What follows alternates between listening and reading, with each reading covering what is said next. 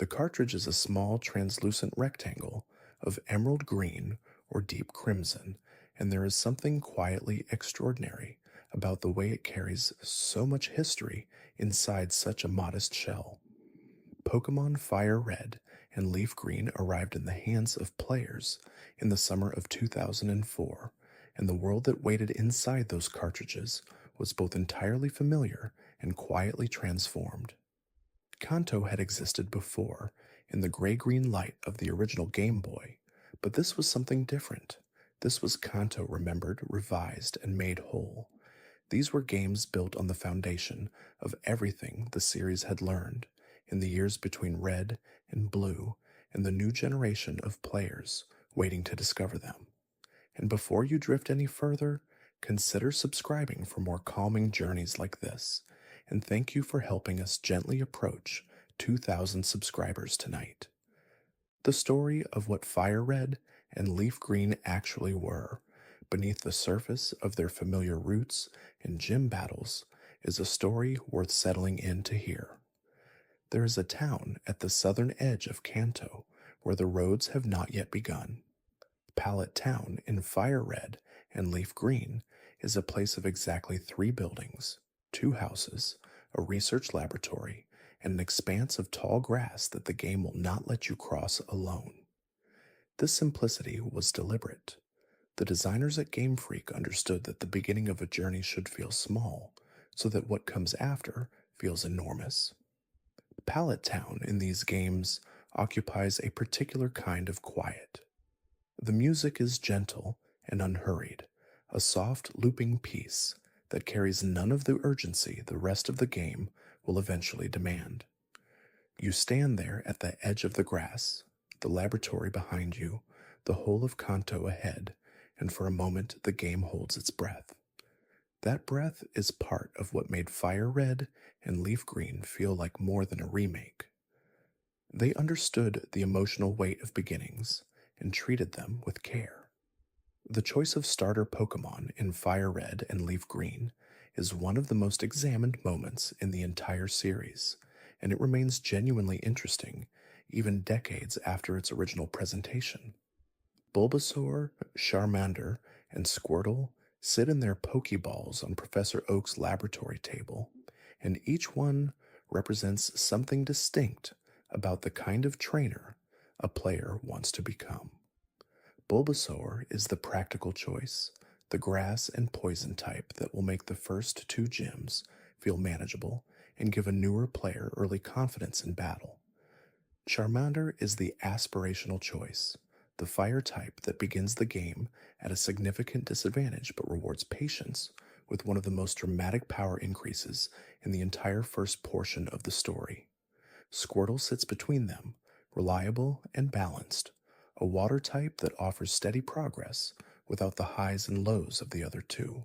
What made these choices matter in FireRed and LeafGreen specifically was the way the game had been refined to give each starter a fair and meaningful path through the entire story. Professor Oak appears in the opening of FireRed and LeafGreen as a kind of gentle narrator, a figure who introduces the world of Pokémon not as a system of rules, but as a living ecosystem worth understanding. His speech is brief, but carefully constructed. He describes Pokémon as creatures that live alongside humans in a relationship of mutual benefit, and he frames the player character's journey as a piece of ongoing research rather than a simple adventure. This framing is subtle but important. It gives the player a sense of purpose beyond winning battles, a reason to pay attention to the world rather than simply moving through it as quickly as possible.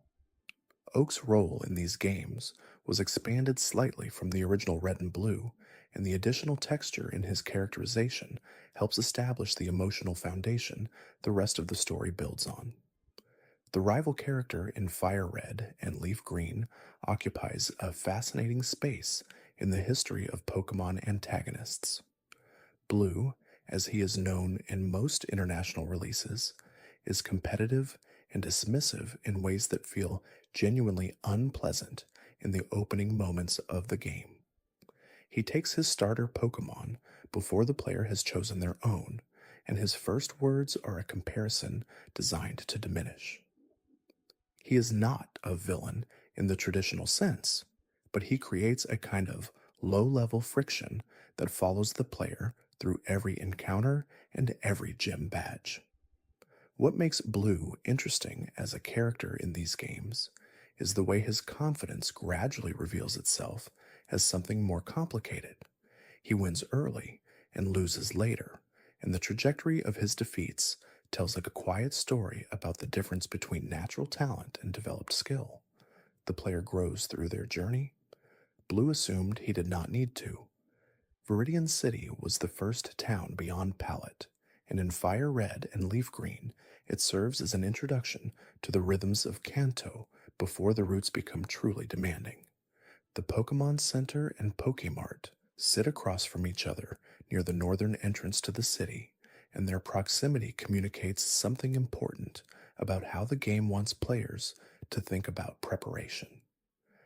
Healing and purchasing are presented as twin habits, things a thoughtful trainer does before moving forward rather than after falling behind. The Viridian Gym, which sits locked and inaccessible at the start of the game, will not open until the very end of the story, and its presence throughout the early hours of the game as a closed door is a kind of quiet promise. There is something waiting here. Come back when you are ready. The path from Viridian City to the first gym in Pewter City runs through the Viridian Forest, and this stretch of the game in Fire Red and Leaf Green remains one of the most thoughtfully designed sections of the early story. The forest is dense with wild Pokemon encounters and trainer battles, and it introduces the concept of sustained endurance before the player has access to any reliable method of healing mid-route. Caterpie and Weedle appear frequently in the tall grass here, and both represent us an interesting design philosophy about early game Pokemon. They are weak in direct combat, but capable of rapid evolution, transforming into Metapod or Kakuna before eventually becoming Butterfree or Beedrill. The forest rewards patience with those transitions, because a Butterfree obtained early in the game, with its powder moves and psychic typing, offers a significant strategic advantage against several of the first few gyms. Brock at the Pewter City Gym represents a specific kind of challenge that Fire Red and Leaf Green handle with particular care. His rock-type Pokemon, Geodude and Onix, are resistant to the normal and fire-type moves that many new players will have available at that point in the game, and their high defense makes them genuinely difficult to defeat through simple attrition. The game's solution to this problem is elegant in its indirectness. Mankey can be caught on the routes near Pallet Town and south of Viridian, and its fighting-type moves are super effective against Brock's team. Pikachu, available in Viridian Forest, can learn the move Thunder Wave and use paralysis to slow down Onix significantly. Butterfree, evolved from a Caterpie in the forest, can put Brock's Pokemon to sleep with Sleep Powder. None of these solutions are handed to the player directly. They are discovered through exploration and attention to type matchups. The Cerulean City Gym sits beneath a surface of calm blue water, and Misty's water-type Pokemon introduce a mechanic that the early game uses very deliberately, the special attack stat. In Fire Red and Leaf Green, and in the third generation more broadly, the special stat from the original games was divided into separate special attack and special defense values, giving each Pokemon a more nuanced battle profile. Misty's Starmie, which was powerful enough in the original games to surprise unprepared players, retains that capacity for unexpected damage in Fire Red and Leaf Green, and many players who relied on Charmander through Brock's Gym find themselves struggling here unless they caught a grass or electric type along the routes between cities. This difficulty spike is not accidental. It is the game communicating that a single strong Pokemon is not enough for the journey ahead. The bicycle in Fire Red and Leaf Green costs 1 million Poké Dollars at the Cerulean City Shop, a price that the game provides no legitimate means of paying. The bike voucher, which arrives from the president of the Pokemon Fan Club in Vermilion City, is the only way to obtain the bicycle without hacking, and this design choice reflects something interesting about how the game manages the player's relationship with the world. You cannot buy your way to faster travel. You have to earn it through engagement, through stopping in a town you might otherwise pass through speaking to an NPC whose enthusiasm for his Pokemon turns out to be the key to a significant quality of life improvement. The fan club president exists not just as a practical quest giver, but as a small illustration of why the game keeps asking you to slow down and pay attention. The SS On in Vermilion City docks for only 1 day in the fiction of the game, creating a sense of urgency that sits interestingly against the otherwise open-ended pacing of Fire Red and Leaf Green. Players who enter the ship find dozens of trainer battles, items tucked into cabins, and a seasick captain whose gratitude for being shown to a Pokemon provides the HM cut necessary for clearing small trees blocking certain paths. The ship itself is a carefully constructed exercise in density.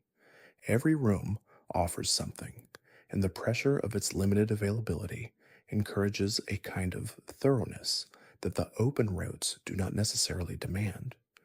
In reality, the ship does not actually sail away if the player takes too long, but the fiction of its departure gives even a second or third play through a sense of momentum. Lieutenant Surge at the Vermilion City Gym guards his arena behind a puzzle of hidden switches and trash cans that must be found in the correct sequence. In Fire Red and Leaf Green, the puzzle randomizes on each attempt, meaning a player who finds the first switch cannot simply memorize the correct pair and return on a subsequent playthrough to skip the search. This small randomized element is the only procedurally generated puzzle in the game, and it sits in the middle of an otherwise entirely fixed world. Surge himself uses electric-type Pokemon, and his Raichu can be surprisingly fast for that point in the story. The game offers a quiet solution in the form of a Diglett, available in the cave just east of the city, whose ground-type moves are entirely immune to electric attacks. The rock tunnel between Cerulean City and Lavender Town is one of the most discussed sections of Fire Red and Leaf Green because it requires the use of HM Flash to navigate in low visibility conditions. Without Flash reducing accuracy, the tunnel is a long and disorienting series of intersections with high wild encounter rates and no Pokemon Center until the exit.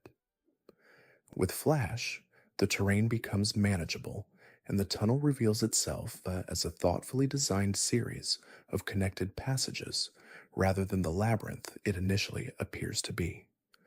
The Pokemon available in the rock tunnel, including Machop and Geodude and Onix, all connect to the rock and fighting type themes that define this central stretch of the Kanto map.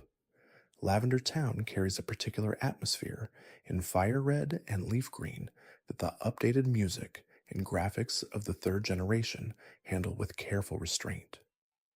The original game's Lavender Town music became famous for reasons that have more to do with internet mythology than actual audio design, but the town itself has always had a genuinely melancholic quality. The Pokemon Tower rises above the rest of the town and contains the graves of Pokemon who have passed, a detail that Fire Red and Leaf Green treat with the same quiet seriousness as the original. Mr. Fuji lives near the tower and will be found at its summit, having been taken there by Team Rocket. His rescue provides the Poke-Flute, which wakes the sleeping Snorlax blocking both routes west of Lavender Town. The tower itself is full of ghost-type Pokemon who can only be battled after the player obtains the Sylph Scope from Team Rocket's Celadon headquarters. The Celadon City Department Store is the largest shopping location in FireRed and LeafGreen, offering 6 floors of items ranging from standard Pokeballs and medicine to the TM based moves that allow players to customize their Pokemon's battle strategies. The roof garden area holds a vending machine that sells drinks, and trading these drinks to a young girl on the 5th floor provides several TMs that cannot be purchased directly. This indirect exchange is one of many moments in the game where value comes from interaction rather than simple transaction. The game corner at Celadon offers coins that can be traded for powerful Pokemon and moves, and the back room of the establishment hides a Team Rocket operation centered around the key Giovanni uses to lock the Sylph Scope away from the public. Team Rocket in Fire Red and Leaf Green is a criminal organization with a specific and consistent motivation that the game takes care to establish through environmental storytelling as much as through direct encounters. Their operation is fundamentally mercenary. They steal and exploit Pokemon for profit, and their organization reflects that practical coldness in the design of every hideout and every grunt battle. The Rocket hideout beneath the game corner in Celadon is the game's most elaborate dungeon to that point, a series of connected basement levels with warp tiles and spinner tiles and a boss battle against Giovanni that serves as the first true test of a player's team depth. Giovanni's ground-type Pokemon require either water, grass, or ice-type moves to defeat efficiently, and the fact that the game places a water stone in the department store just before this dungeon becomes available is a quiet piece of advanced preparation. Erica at the Celadon Gym presents a grass-type challenge that benefits players who chose Charmander as their starter significantly more than those who chose the other 2 options. Her team is built around sleep-inducing powder moves and gradual damage accumulation, a passive strategy that can overwhelm players who rely on direct attacks without considering status conditions.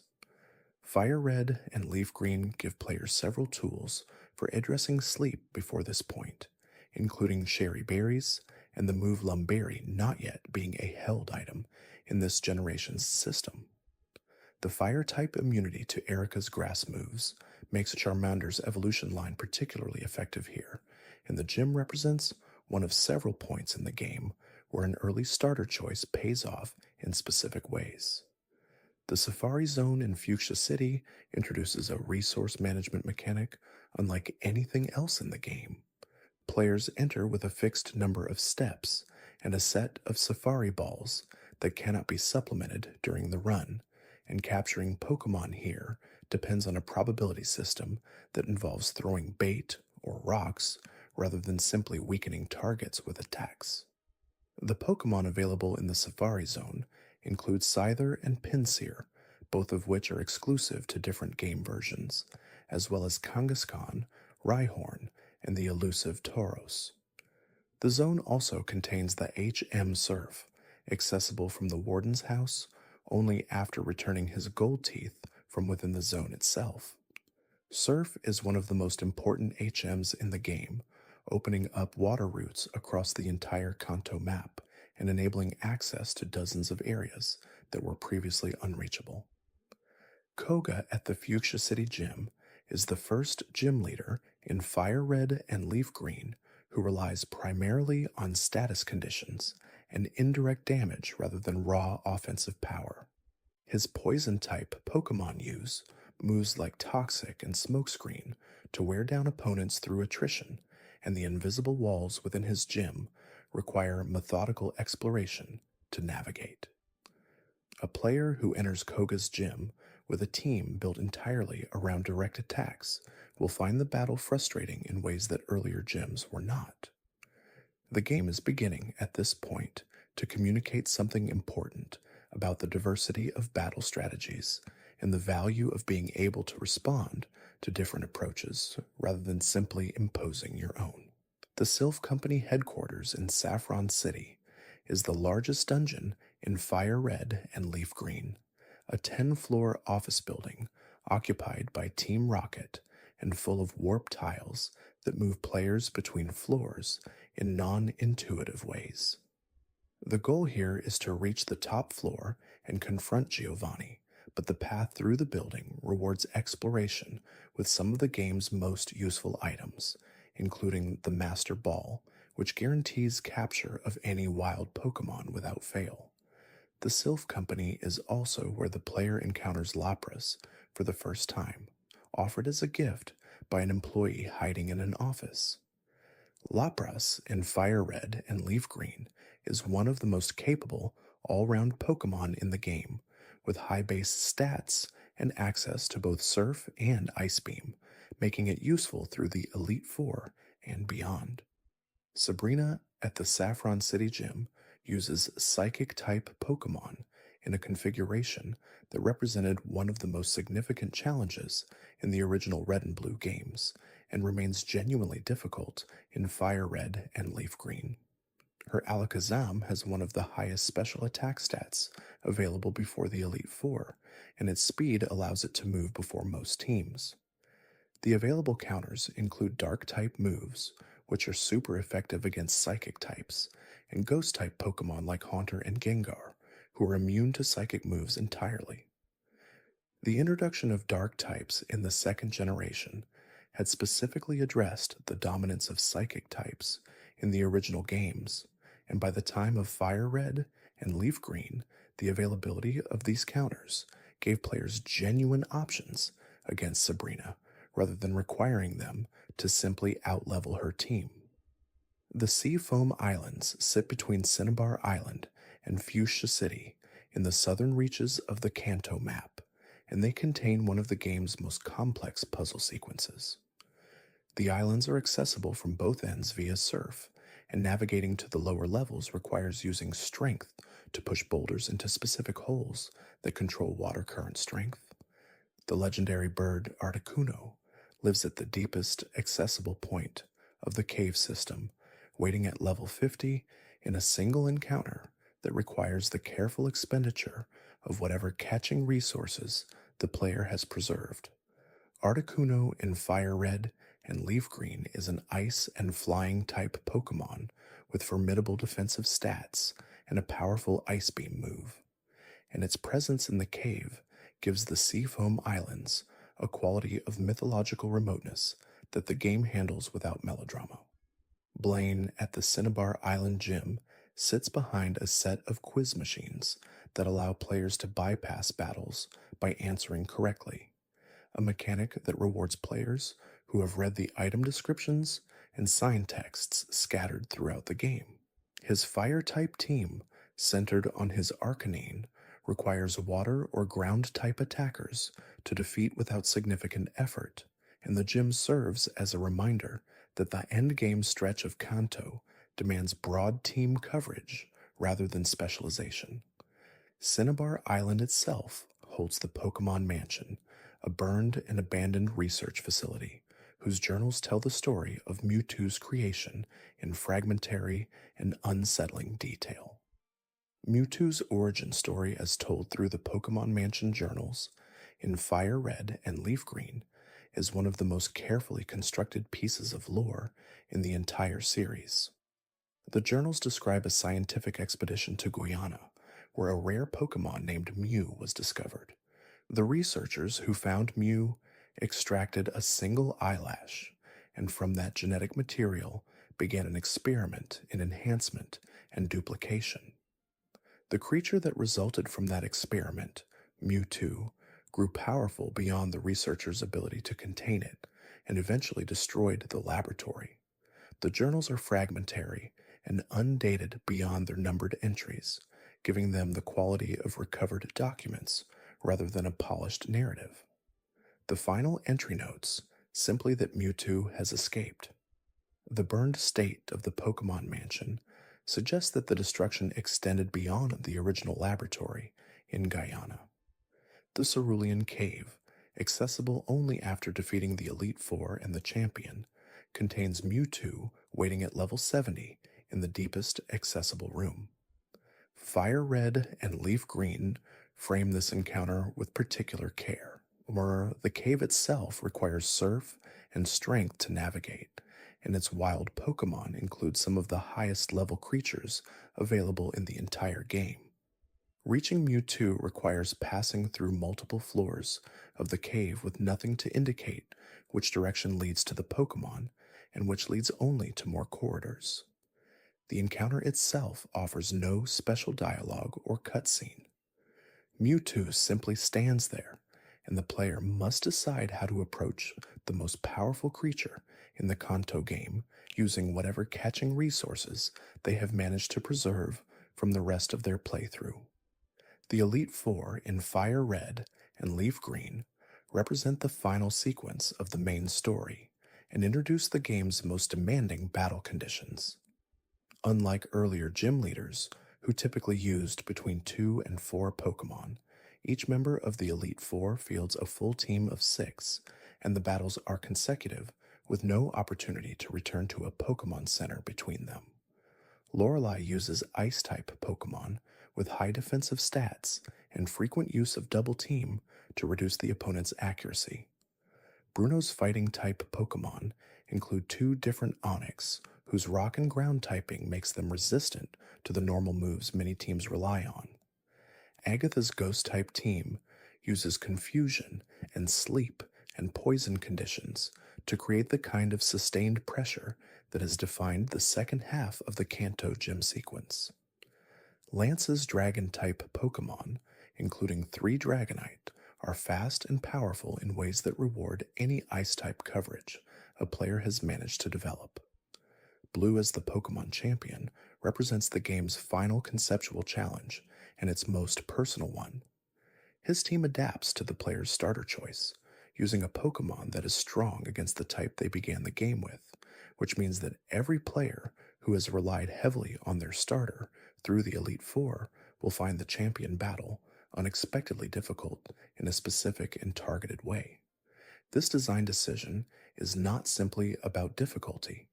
It is about the story the game has been telling since Pallet Town, about the difference between having a single, reliable Pokemon and building a genuinely versatile team. Blue's team is the game's final argument for diversity, delivered in the language of the battle system rather than through dialogue. The Savii Islands are the most significant addition that FireRed and LeafGreen made to the original Kanto experience, and they represented a design ambition that the games achieve without abandoning the tone and pacing of what came before them. The islands become accessible partway through the main story, when Bill from Cerulean City invites the player to join him on a trip to one island, and their full extent is not unlocked until after the Elite Four are defeated. There are 7 islands in total, each named simply by number, and they form an archipelago south of mainland Kanto that extends toward the geography of the Johto region.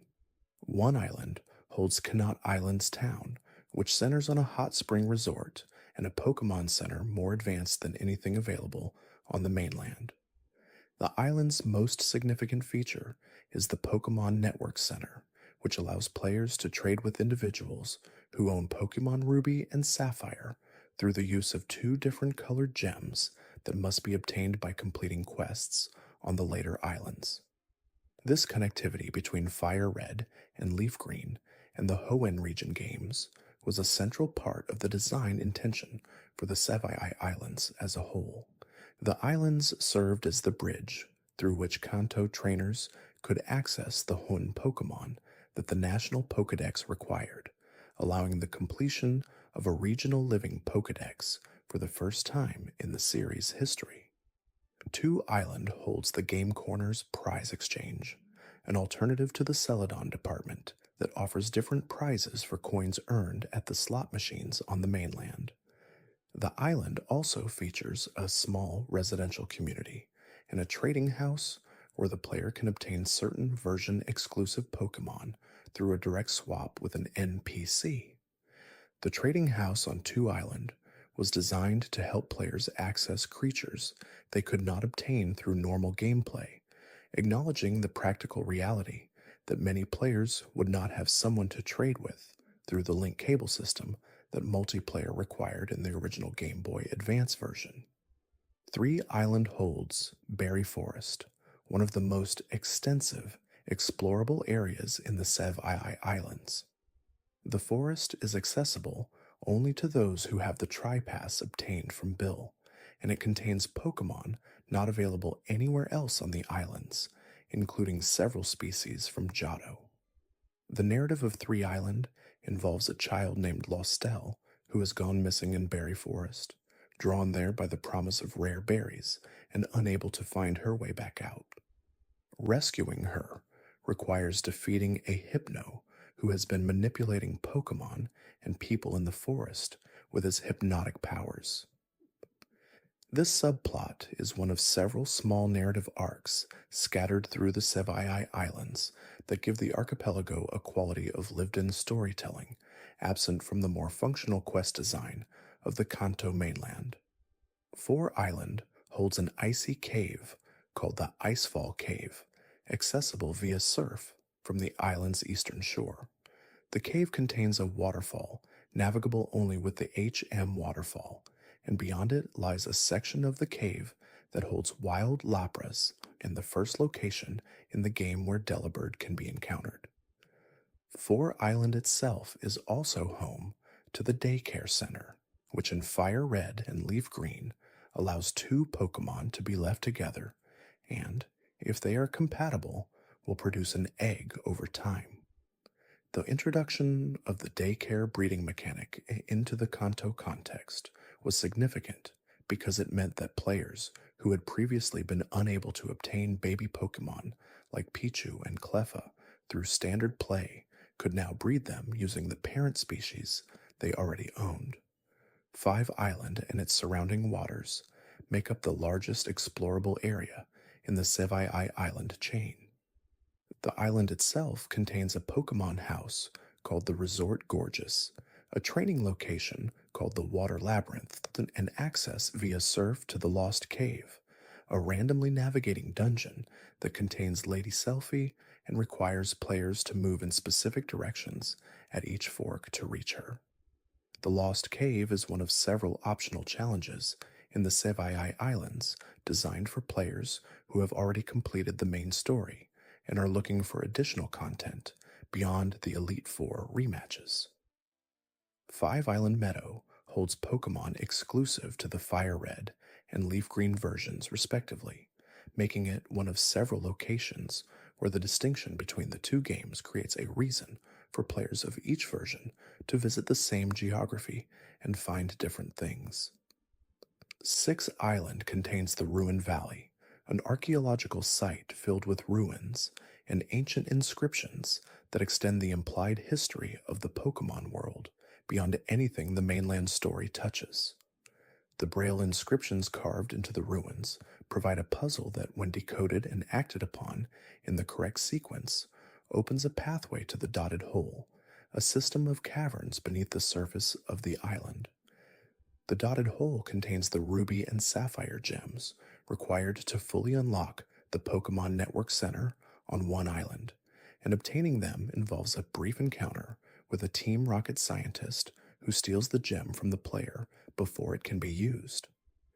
This theft introduces a brief extended narrative about Team Rocket's continued operations after Giovanni's defeat, establishing that the organization's activities continued beyond what the Kanto main story addressed. Seven Island is the most remote location in the Sevi chain and holds the Sevald Canyon, a rocky terrain filled with high-level Pokemon and the ruins of an ancient structure called the Tanabe Ruins. The ruins are scattered across Tanabe Key and Trainer Tower, and each chamber holds different unknown patterns not available anywhere else in the game.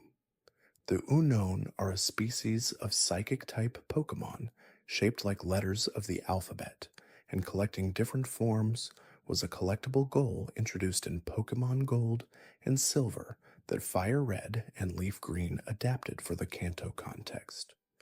Trainer Tower is a facility on Seven Island where players can challenge preset trainer teams in a series of timed battles, offering a competitive challenge distinct from the story-driven battles that make up the majority of the game. The National Pokédex in FireRed and LeafGreen can be obtained after completing the Kanto Pokédex, registering all 60 Pokémon native to the Kanto regional list, which requires trading with another player or with someone who owns Pokémon Ruby or Sapphire. The National Pokédex expands the possible encounter list in several locations across the Sevi Islands, making dozens of species from Johto and Hoenn available for the first time in a Kanto game. This expansion was both a practical feature and a statement about the nature of the Pokemon world as a connected ecosystem rather than a series of isolated regional settings. The Savii Islands served as the geographical expression of that connection, a place where the edges of Kanto met the larger world the series had been building across multiple generations. The move pool changes between the original red and blue and fire red and leaf green reflect the accumulated mechanical refinements of two full generations of game design. Moves like Moonblast and Dazzling Gleam do not yet exist in Fire Red and Leaf Green, but the move tutors introduced in the game give access to techniques like Mega Punch and Mega Kick and Sky Attack that were previously obtainable only through the technical machine system.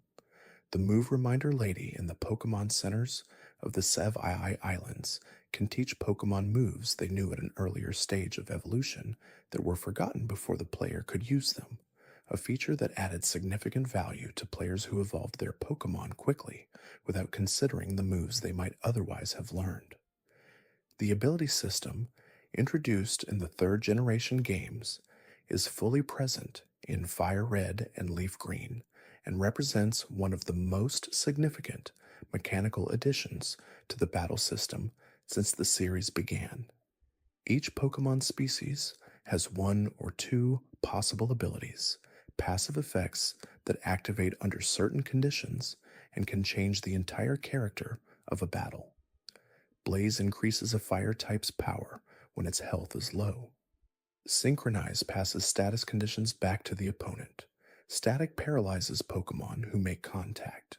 These abilities give individual Pokemon of the same species meaningfully different battle identities depending on which ability they have, and they reward players who pay attention to the details of their team composition rather than simply selecting the highest leveled Pokemon available. The held item system in Fire Red and Leaf Green, also inherited from the second and third generation structure, allows each Pokemon in the player's party to carry a single item that can affect battle in a variety of ways.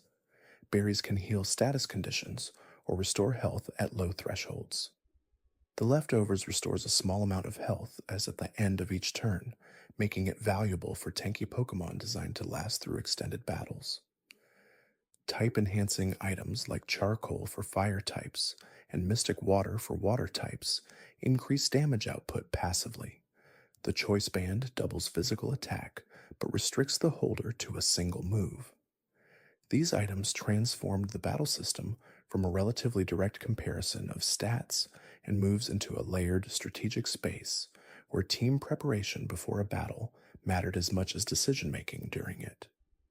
The nature system in Fire Red and Leaf Green assigns each Pokemon one of 25 possible natures at the moment it is encountered or hatched, and each nature affects the growth of two stats, increasing one by 10% and decreasing another by the same amount. A modest nature increases special attack and decreases physical attack. An adamant nature does the reverse. A timid nature increases speed and decreases physical attack.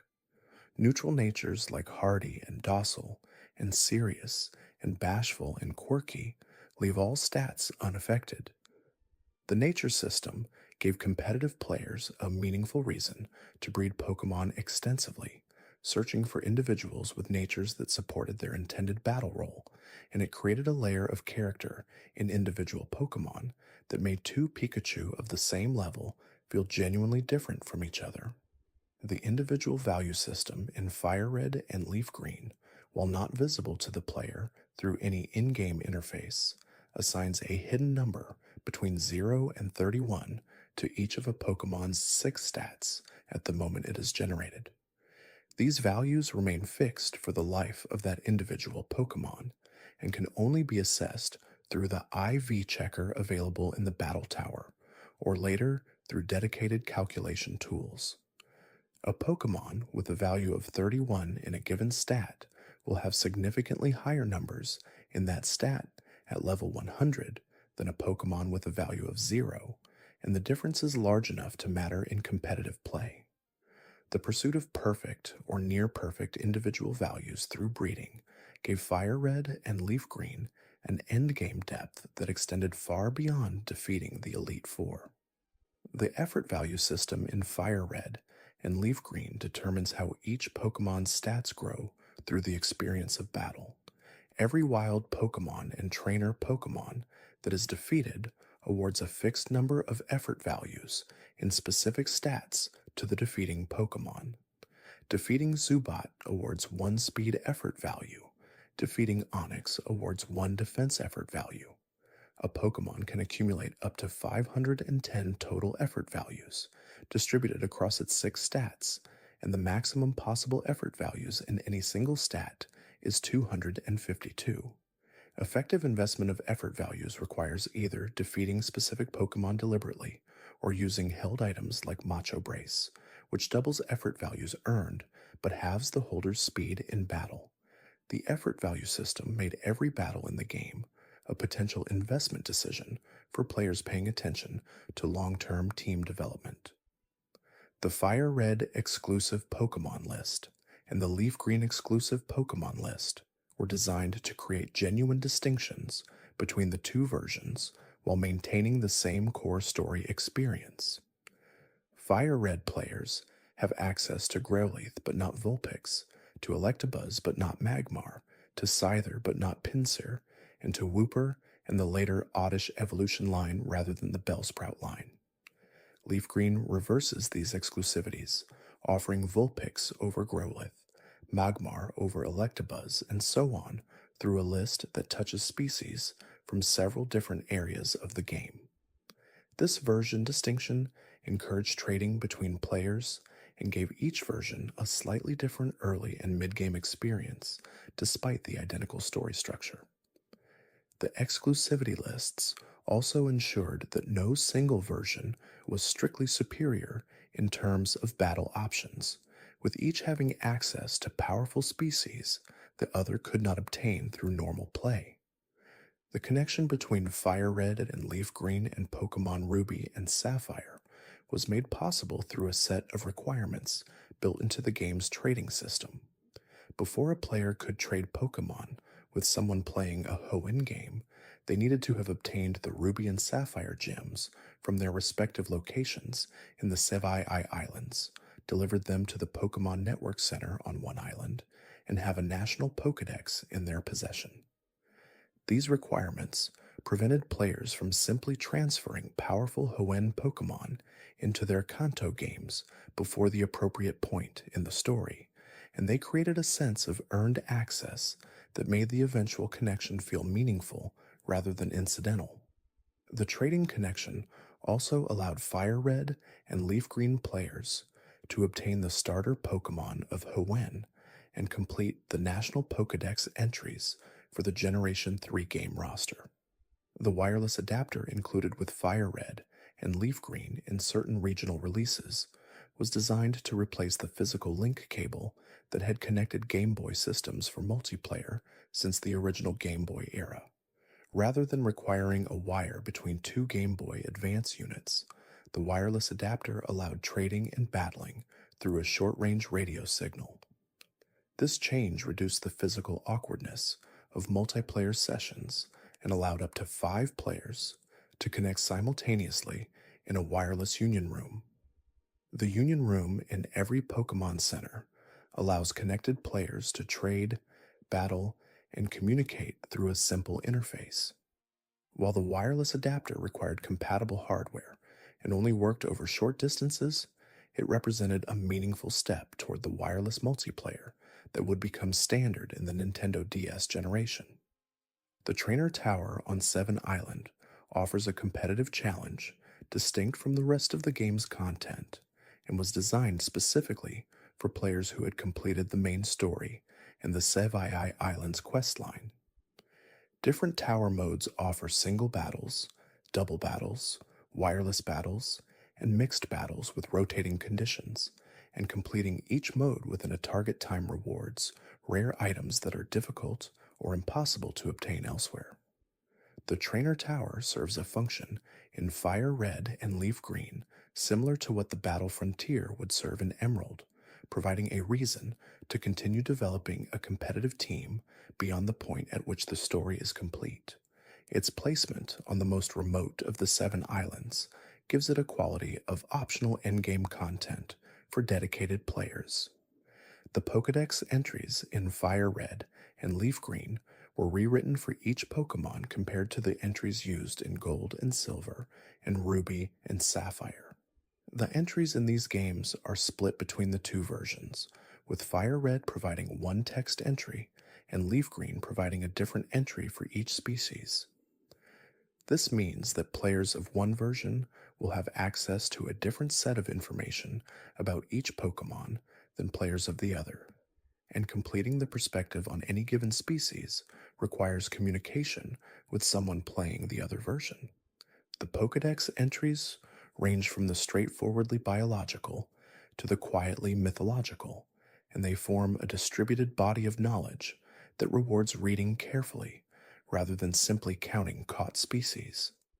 The Pokédex entry for Cubone in Fire Red describes it as wearing the skull of its deceased mother as a helmet, crying whenever it looks up at the sky and sees the moon, which reminds it of her. The Leaf Green entry describes the skull turning darker through the tears that soak into it over time. These two entries together form a portrait of grief that is unusually direct for a game primarily targeted at children, and Cubone has become one of the most discussed examples of the kind of narrative weight that Pokemon carries quietly beneath its gameplay surface. Lavender Town's Pokémon Tower, where the graves of deceased Pokémon are maintained and where the Marowak spirit that protects Cubone exists, deepens this context in ways that neither entry explicitly addresses. The legendary bird trio of Fire Red and Leaf Green consists of Articuno on the Seafoam Islands, Zapdos in the power plant east of Cerulean City, and Moltres on the summit of Mount Ember on one island.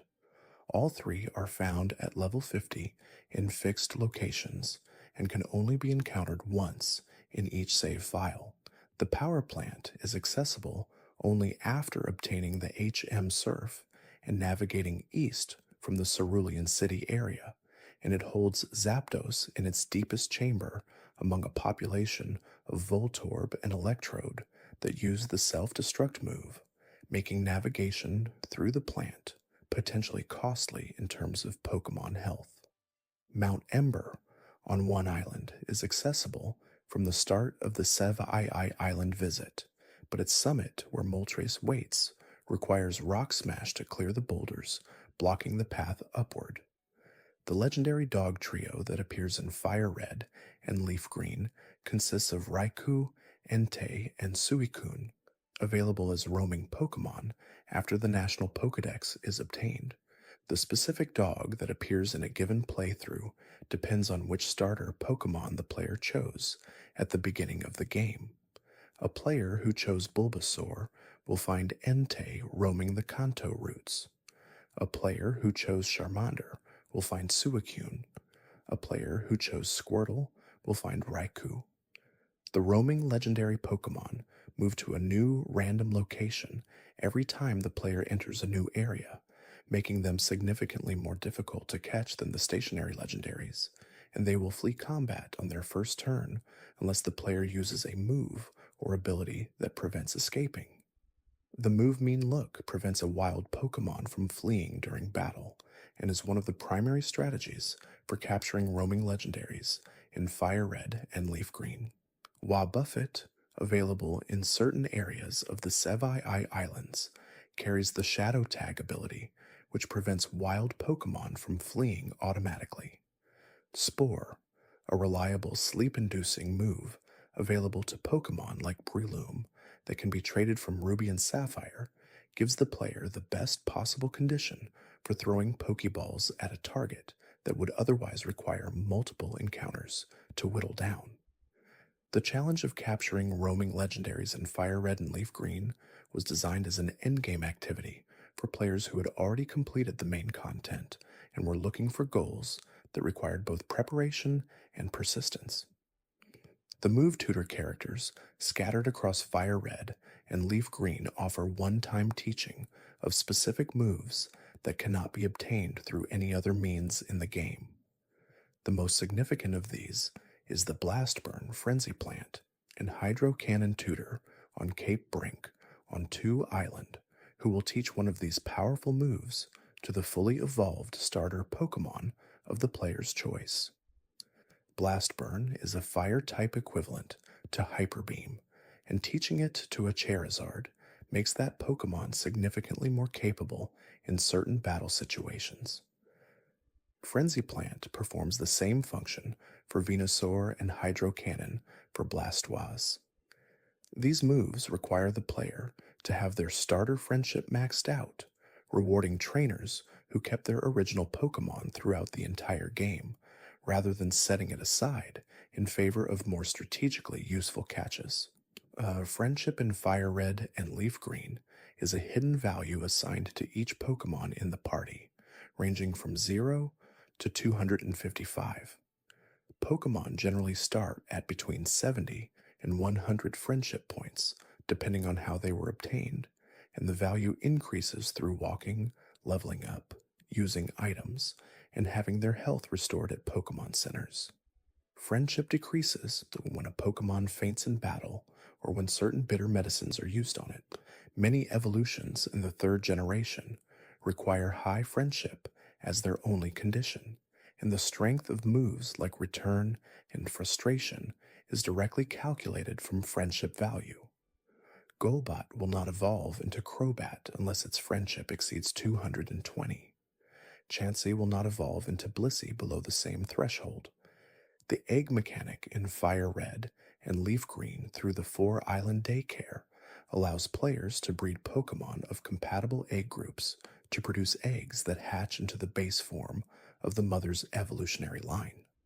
The father Pokemon passes down moves it knows that are on the child Pokemon's possible moveset, a system called egg moves that allows Pokemon to begin their lives, knowing attacks they could not otherwise learn. A Charmander bred from a father that knows Dragon Rush will hatch with that move already in its moveset. A Slowpoke bred with a father that knows Future Sight will inherit that psychic type move. The egg move system gave competitive players a reason to carefully plan breeding pairings rather than simply combining 2 compatible Pokemon and accepting whatever offspring resulted. The GBA version of Fire Red and Leaf Green communicated its time-related functions through a simple but effective system. Unlike Gold and Silver, which tracked real-time day and night cycles, Fire Red and Leaf Green operate without a real-time clock, meaning that Pokemon that evolve only at night in Gold and Silver instead evolve through alternative means in these games. Eevee evolves into Umbreon or Espeon through high friendship, with the game determining the evolution based on the time of day in games that track it, but Fire Red and Leaf Green bypass this by having the evolution depend only on the friendship value. This adaptation was a practical solution to the absence of a clock mechanism and maintained the availability of these evolutions without requiring the player to manage their playing time around the game's internal cycle. The connection between Pokemon Fire Red and Leaf Green and the Game Boy Advance game Pokemon Colosseum on the Nintendo GameCube introduced the possibility of obtaining Shadow Pokemon from Colosseum into the Kanto games through the Time Flute purification system. Shadow Pokemon in Colosseum have their hearts sealed and cannot use their full range of moves until they are purified through battle experience and care. Once purified and traded to Fire Red or Leaf Green, they become standard Pokemon with their full stats and movesets. The connection between handheld and home console games was a design ambition of the third generation that FireRed and LeafGreen participated in, alongside Ruby, Sapphire, and Emerald, creating a broader ecosystem of connected games that players could engage with at different levels of investment. The Pokemon Ranger games for the Nintendo DS that would follow FireRed and LeafGreen in subsequent years extended the concept of cross-game connectivity, but within the scope of the third generation, FireRed and LeafGreen represented the fullest expression of that vision. The National Pokédex, requiring connectivity with multiple games to complete, the trading connections to Hoenn, the wireless adapter, and the link to Colosseum all placed FireRed and LeafGreen at the center of a network of games designed to extend the total content available to any player willing to engage with multiple titles. This networked design philosophy would influence every subsequent generation's approach to connectivity and version exclusivity. The rematch system in FireRed and LeafGreen allows players to battle gym leaders again after receiving a specific set of trainer card upgrades. And to access rematches, players need to register enough trainers in the game's wireless VS Seeker device to update their trainer card, then seek out gym leaders who now wander their towns and routes rather than waiting in their gyms. The rematch versions of gym leaders use significantly stronger teams than their original encounters, with higher level Pokemon, improved held items, and in some cases different type compositions that reflect the leader's full thematic range rather than just their most accessible early game lineup. Giovanni does not have a rematch encounter, his absence from the post-game consistent with the story's implication that he has vanished after his defeat.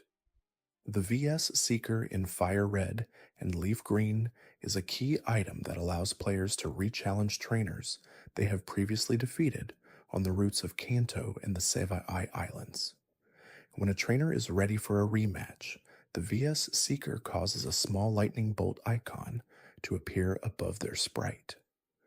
The rematch availability is tied to the number of steps the player has taken since last using the Seeker, requiring a minimum of 100 steps between uses. This mechanic was designed to provide a resource for experience point farming in the endgame without requiring players to grind against wild Pokemon, and the root trainers who use Chansey, a Pokemon that provides large amounts of special defense effort values, became a popular target for systematic grinding. The FireRed and LeafGreen internal game data contains music and programming that acknowledges the relationship between these games and Pokemon Ruby and Sapphire in ways that went beyond the surface level trading connection. Certain pieces of the Ruby and Sapphire soundtrack are present in the FireRed and LeafGreen code in a dormant form, implemented in preparation for the cross-game communication features that required compatible audio systems. The game's programming also contains references to moves and abilities introduced in the Hoenn generation that are not displayed through normal gameplay, but exist in the game's logic to ensure that Pokemon traded from Ruby and Sapphire into FireRed and LeafGreen retain their full battle data without corruption. The level cap at which traded Pokemon will obey a player's commands in FireRed, and LeafGreen is tied to the number of gym badges the player has obtained. A Pokemon traded from another game will only obey if its level falls below a threshold determined by badge count. This mechanic, consistent across all main series Pokemon games, prevents players from obtaining a very high-level Pokemon through trading and using it to simply overpower all opposition without engaging with the game's progression. In FireRed and LeafGreen, the Sevii Islands questline and the requirements for the National Pokédex ensure that players who want to make use of traded Pokemon from Hoenn will need to have already earned a substantial number of the Kanto badges before those Pokemon become fully useful. Cerulean Cave, beyond its role as the location of Mewtwo, holds a population of wild Pokemon that includes some of the highest base stat totals available in the entire game without trading. Chansey appears here at relatively high frequency compared to other locations, and its high experience yield and special defense effort value contribution makes Cerulean Cave one of the most visited endgame farming locations. Lickitung also appears in the cave and is one of the few locations where this otherwise difficult to find Pokemon is accessible. The cave's design across its 3 floors creates a space that rewards repeated visits rather than a single thoroughgoing exploration, which makes it a natural destination for players working on team completion projects. The Safari Zone ticket system in FireRed and LeafGreen limits each visit to 500 steps within the zone, after which the game ends the current run and returns the player to the entry building. This step limit creates a resource management challenge that some players find frustrating and others find engagingly tense, as the rarest Pokemon in the zone often require multiple encounter attempts before a successful capture. The use of rocks to encourage Pokemon to stay near, but also to make them more likely to flee, or bait to calm Pokemon but reduce the chance of successful capture, adds a decision-making layer to Safari Zone encounters absent from normal battles. The Pokemon available at different times of year in the original Gold and Silver were incorporated into the Safari Zone's population in Fire Red and Leaf Green through area-specific encounter tables rather than seasonal variation. The Pokemon Fan Club on 2 Island offers a counterpart to the Vermilion City Fan Club and serves as a gathering point for players who want to discuss their favorite Pokemon through a limited in-game communication interface. The club chairman's enthusiasm for his Rapidash, which mirrors the Vermilion Club chairman's excessive love of his Pokemon, is a recurring small joke in the game about the depth of attachment trainers form with their Pokemon outside the context of battle. These characters also serve the practical function of providing the bicycle voucher and certain other key items in exchange for simply listening to their enthusiasm, a game design choice that rewards patient exploration over purposeful goal seeking. The game's approach to optional dialogue in Fire Red and Leaf Green rewards players who speak to every NPC in every building and on every route. Item finds, event triggers, and small narrative expansions are distributed throughout a dialogue system that most players will engage with partially at best on a first playthrough. The woman in the Pokemon Fan Club in Cerulean City provides a blue ribbon item if the player has a Pokemon with maximum friendship. The old man in Viridian City teaches the player the catching tutorial, but can be spoken to again after the Pokedex is obtained to receive additional commentary. The residents of the Sevii Islands, in particular, have dialogue that references the history of the islands and the broader Pokemon world in ways that enrich the geography without requiring the player to seek it out. The Fire Red and Leaf Green game selection in the context of the overall Game Boy Advance library placed them among the best-selling titles on the platform. The Game Boy Advance, released in 2001, had a library that included ports of classic Super Nintendo titles alongside original productions designed for the hardware.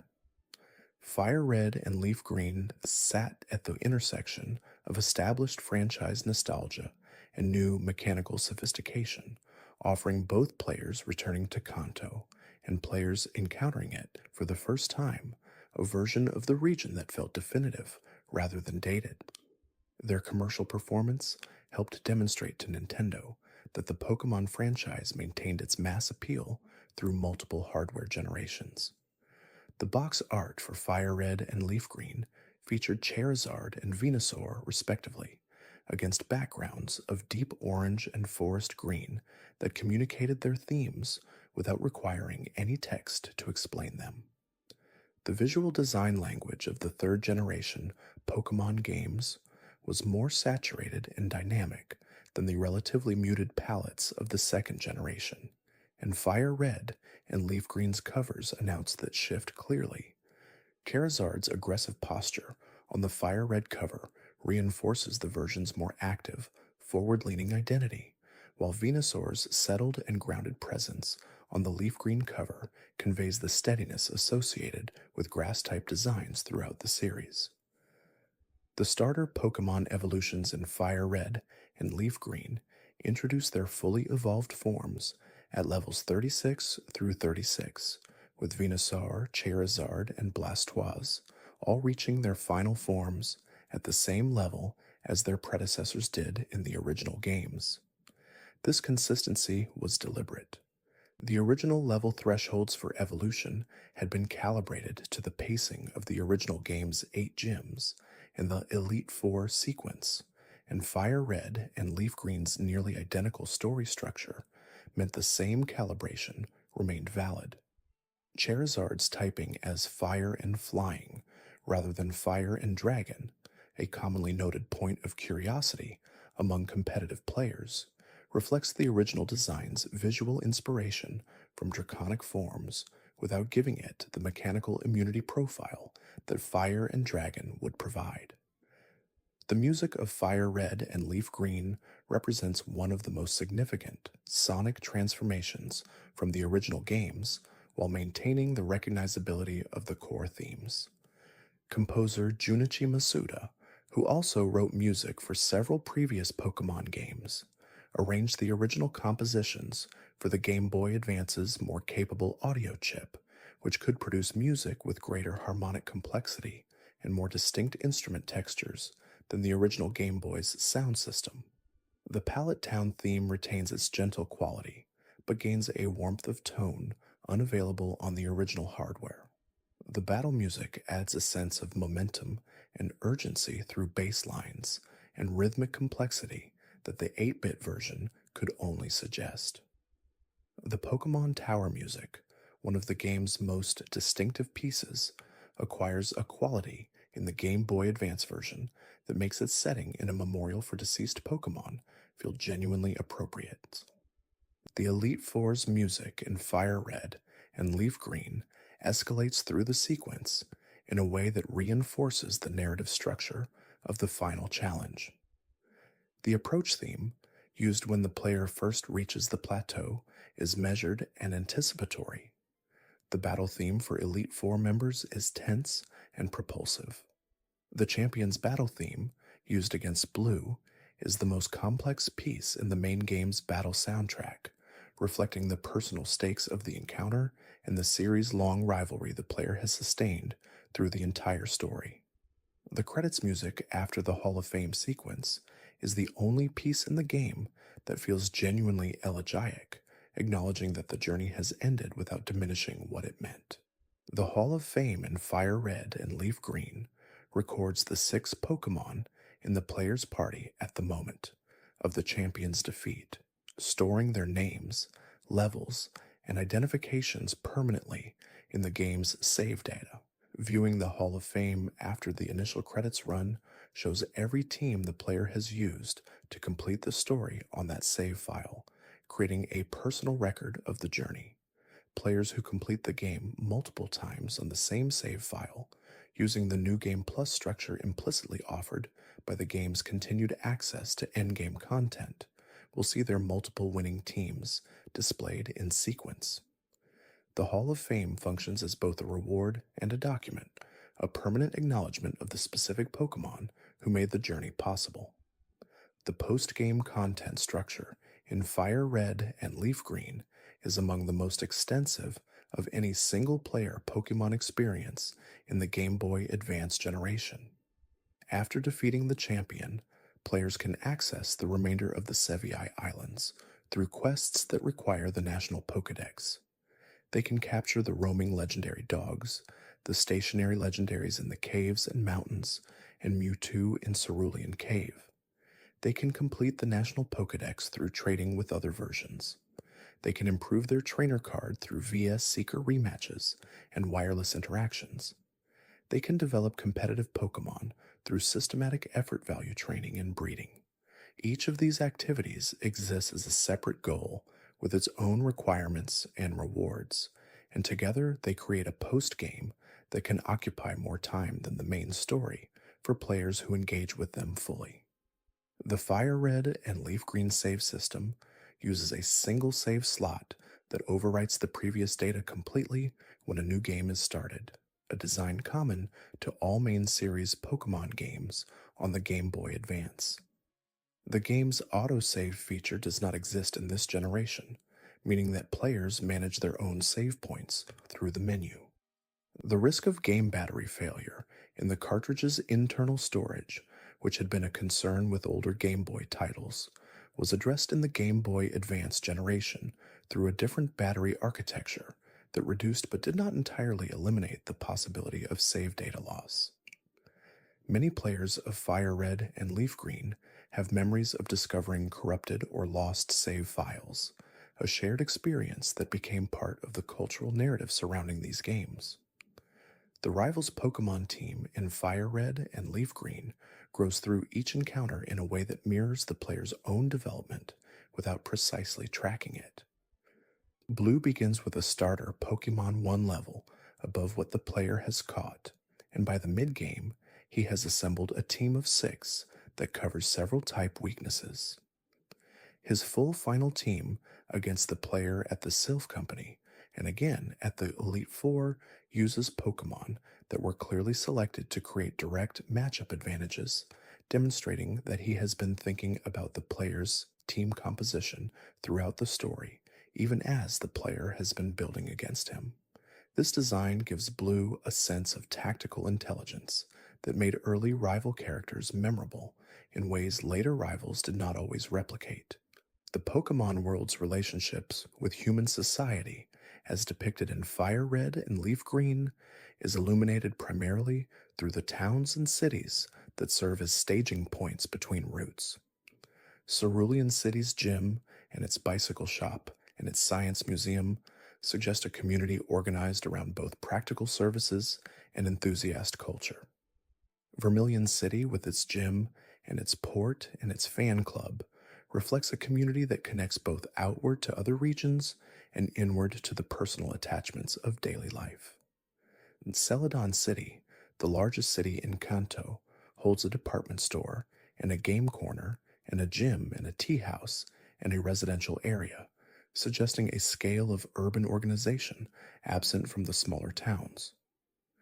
Saffron City's corporate headquarters, its fighting and psychic type gyms, and its train station to Celadon draw a picture of a city organized around commerce and competition. Professor Oak's laboratory in Pallet Town serves a function beyond simply providing the starting Pokemon and Pokedex.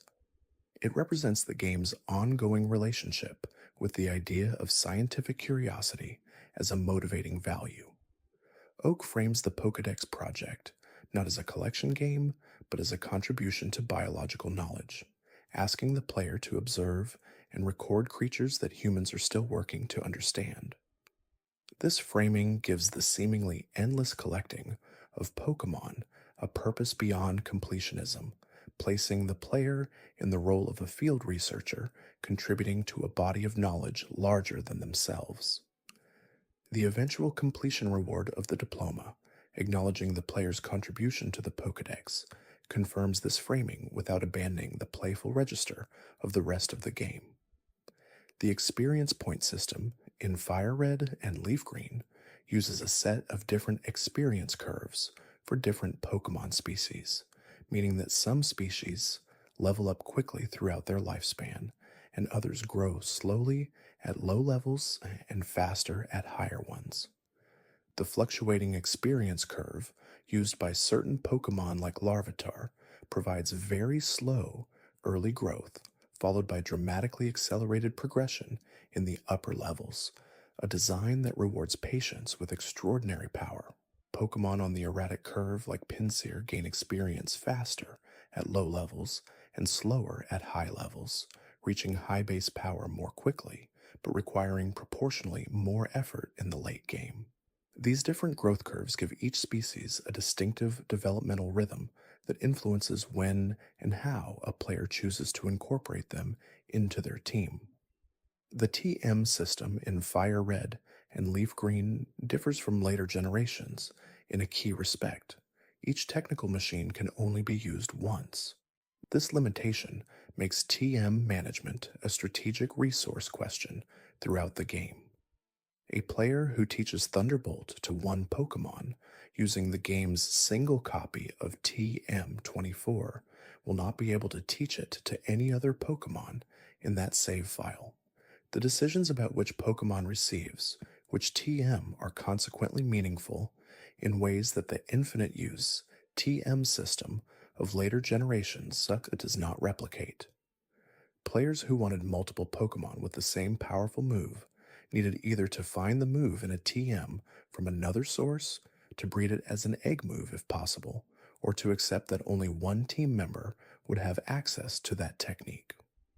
The HM system in FireRed and LeafGreen requires Pokemon to learn certain field moves like Cut and Surf and Strength and Flash in order to progress through specific parts of the game. HM moves cannot be deleted by normal means, requiring the move deleter in Fuchsia City to remove them, and a Pokemon that has learned multiple HM moves is consequently somewhat limited in its competitive utility compared to one that has been trained with only battle-oriented moves. This tension between HM utility and battle optimization encouraged players to designate specific team members as HM users, freeing their most carefully developed Pokemon to focus on move pools selected entirely for combat. The HM Mule strategy, as it is colloquially known, is a direct product of this design constraint. The game's treatment of legendary Pokemon communicates a consistent philosophy about rarity and encounter design. Legendary Pokemon in FireRed and LeafGreen are always found at specific, carefully chosen locations that are either difficult to reach or require significant story progression to access. They are never encountered randomly in tall grass. Their placement in remote caves, mountain summits, and deep island dungeons gives them an air of genuineness about their status as special creatures rather than powerful random encounters. The player approaches them knowing they are about to engage with something that the game has been building toward, and the single encounter restriction ensures that the moment of capture or the moment of accidental defeat carries permanent weight. The game's ending sequence, following the defeat of Blue and the Hall of Fame recording, returns the player to Pallet Town, rather than leaving them at the Pokemon League. This return to the beginning is not commented on by any NPC and is not accompanied by any dialogue acknowledging the journey's completion. The player simply finds themselves back where they started, with the same quiet music and the same small town and the same expanse of tall grass to the north, now entirely familiar rather than intimidating. The cycle of return is built into the structure without explanation, and the implicit message that the journey does not end but simply loops back into new possibilities is delivered entirely through design rather than words.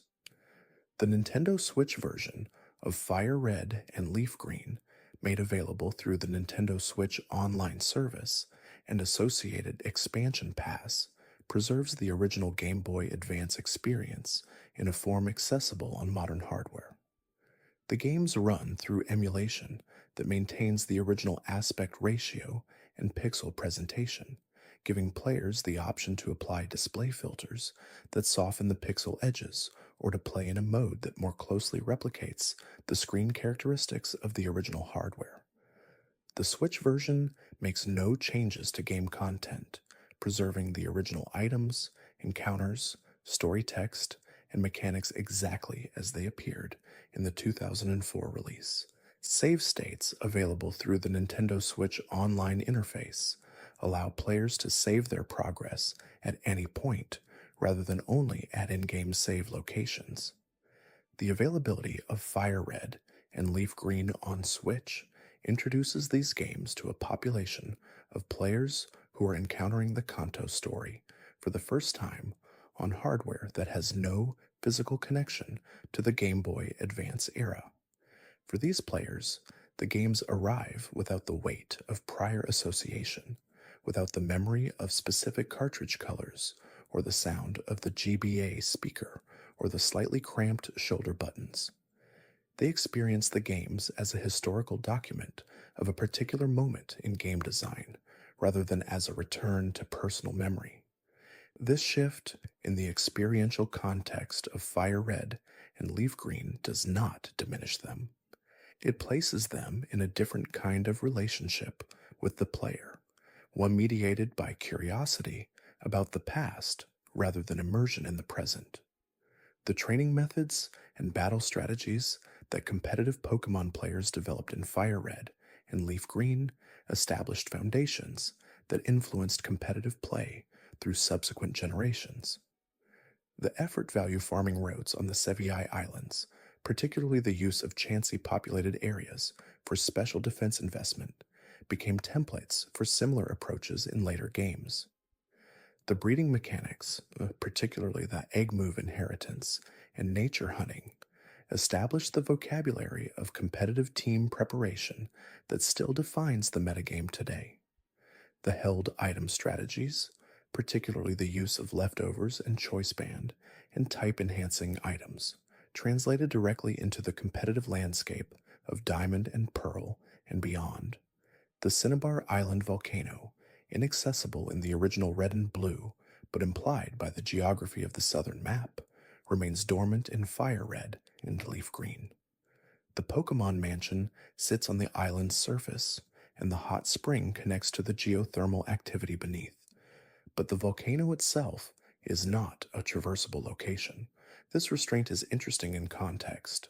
The game has access to volcanic imagery in the FireRed version identity and in the Mount Ember location on one island, but it declines to make the obvious connection of giving Cinnabar a scalable volcano.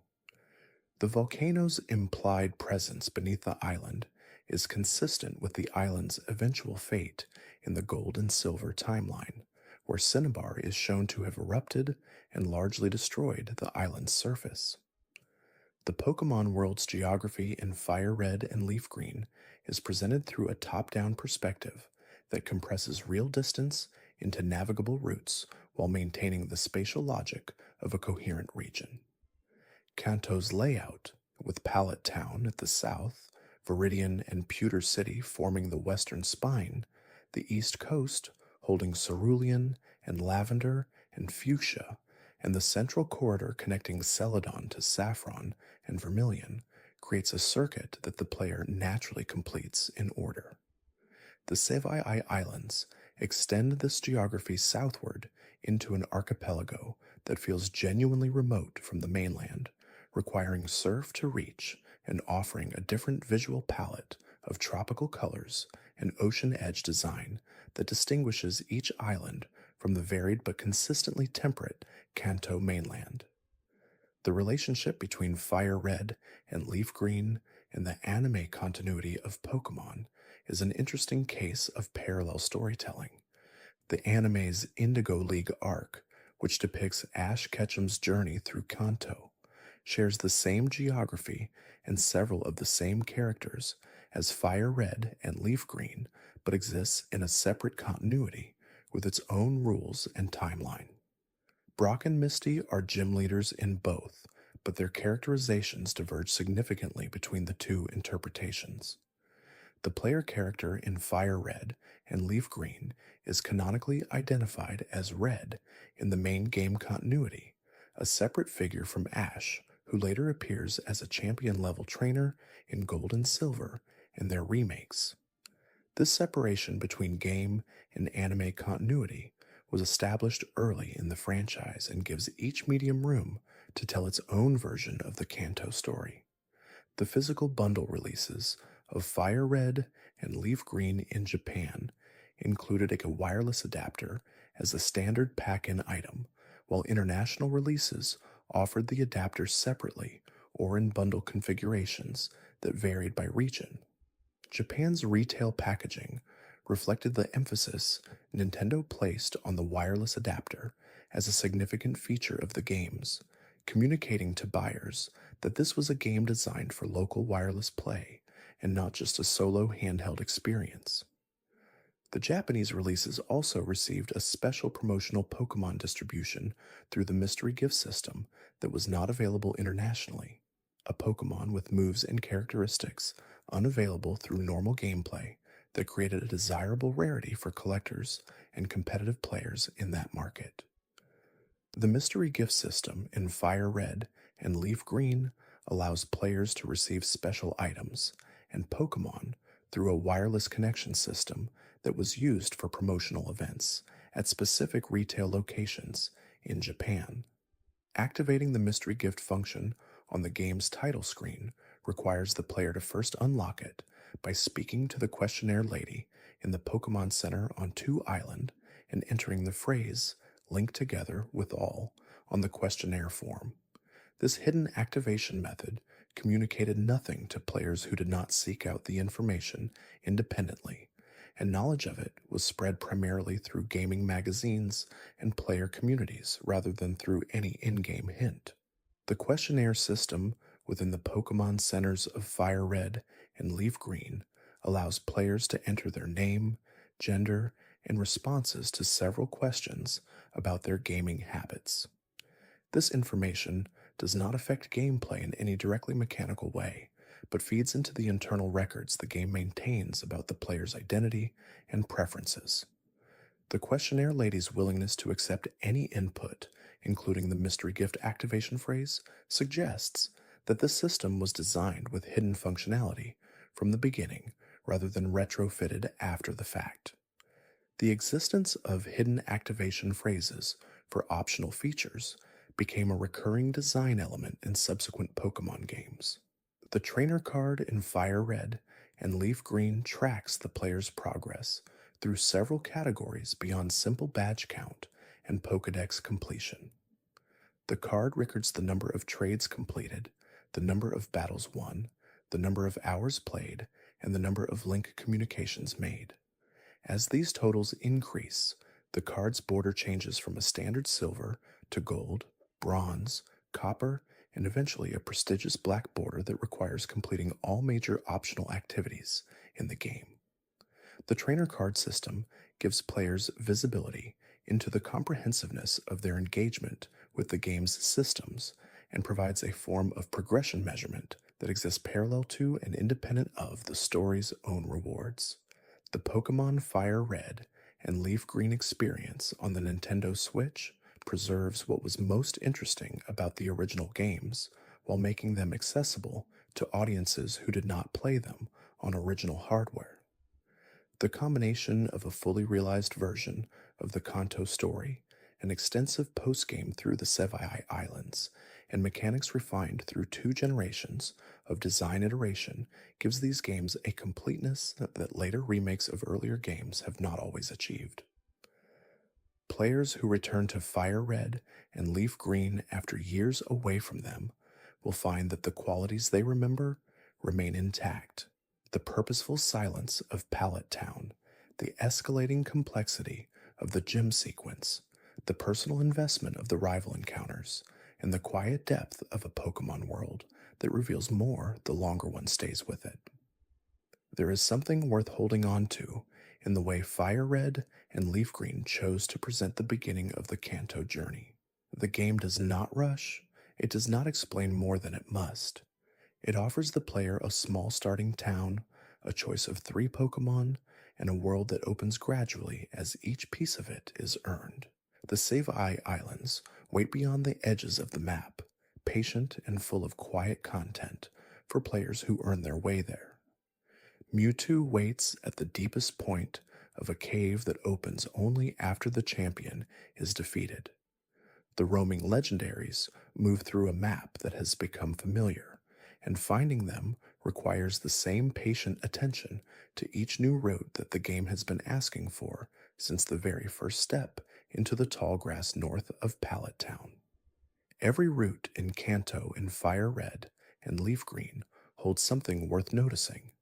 A trainer with an unexpectedly strong Pokemon, an item hidden in a patch of walkable grass, a piece of dialogue from an NPC that reflects on the world in ways the main story does not pause to acknowledge. The game is built around the assumption that players will move through it attentively, that the world is dense enough to reward multiple passes, and that the journey matters as much as the destination. That assumption was what made Fire Red and Leaf Green feel definitive when they arrived, and what gives them their continued quality on whatever hardware makes them accessible. The light in the Pokemon centers of Kanto is always the same warm, constant illumination, the kind of light that suggests rest and restoration without demanding it. The nurses who manage the centers speak the same three lines in the same gentle tone across every city in the region, a consistency that functions as a kind of rhythmic reassurance throughout a journey full of unpredictable encounters.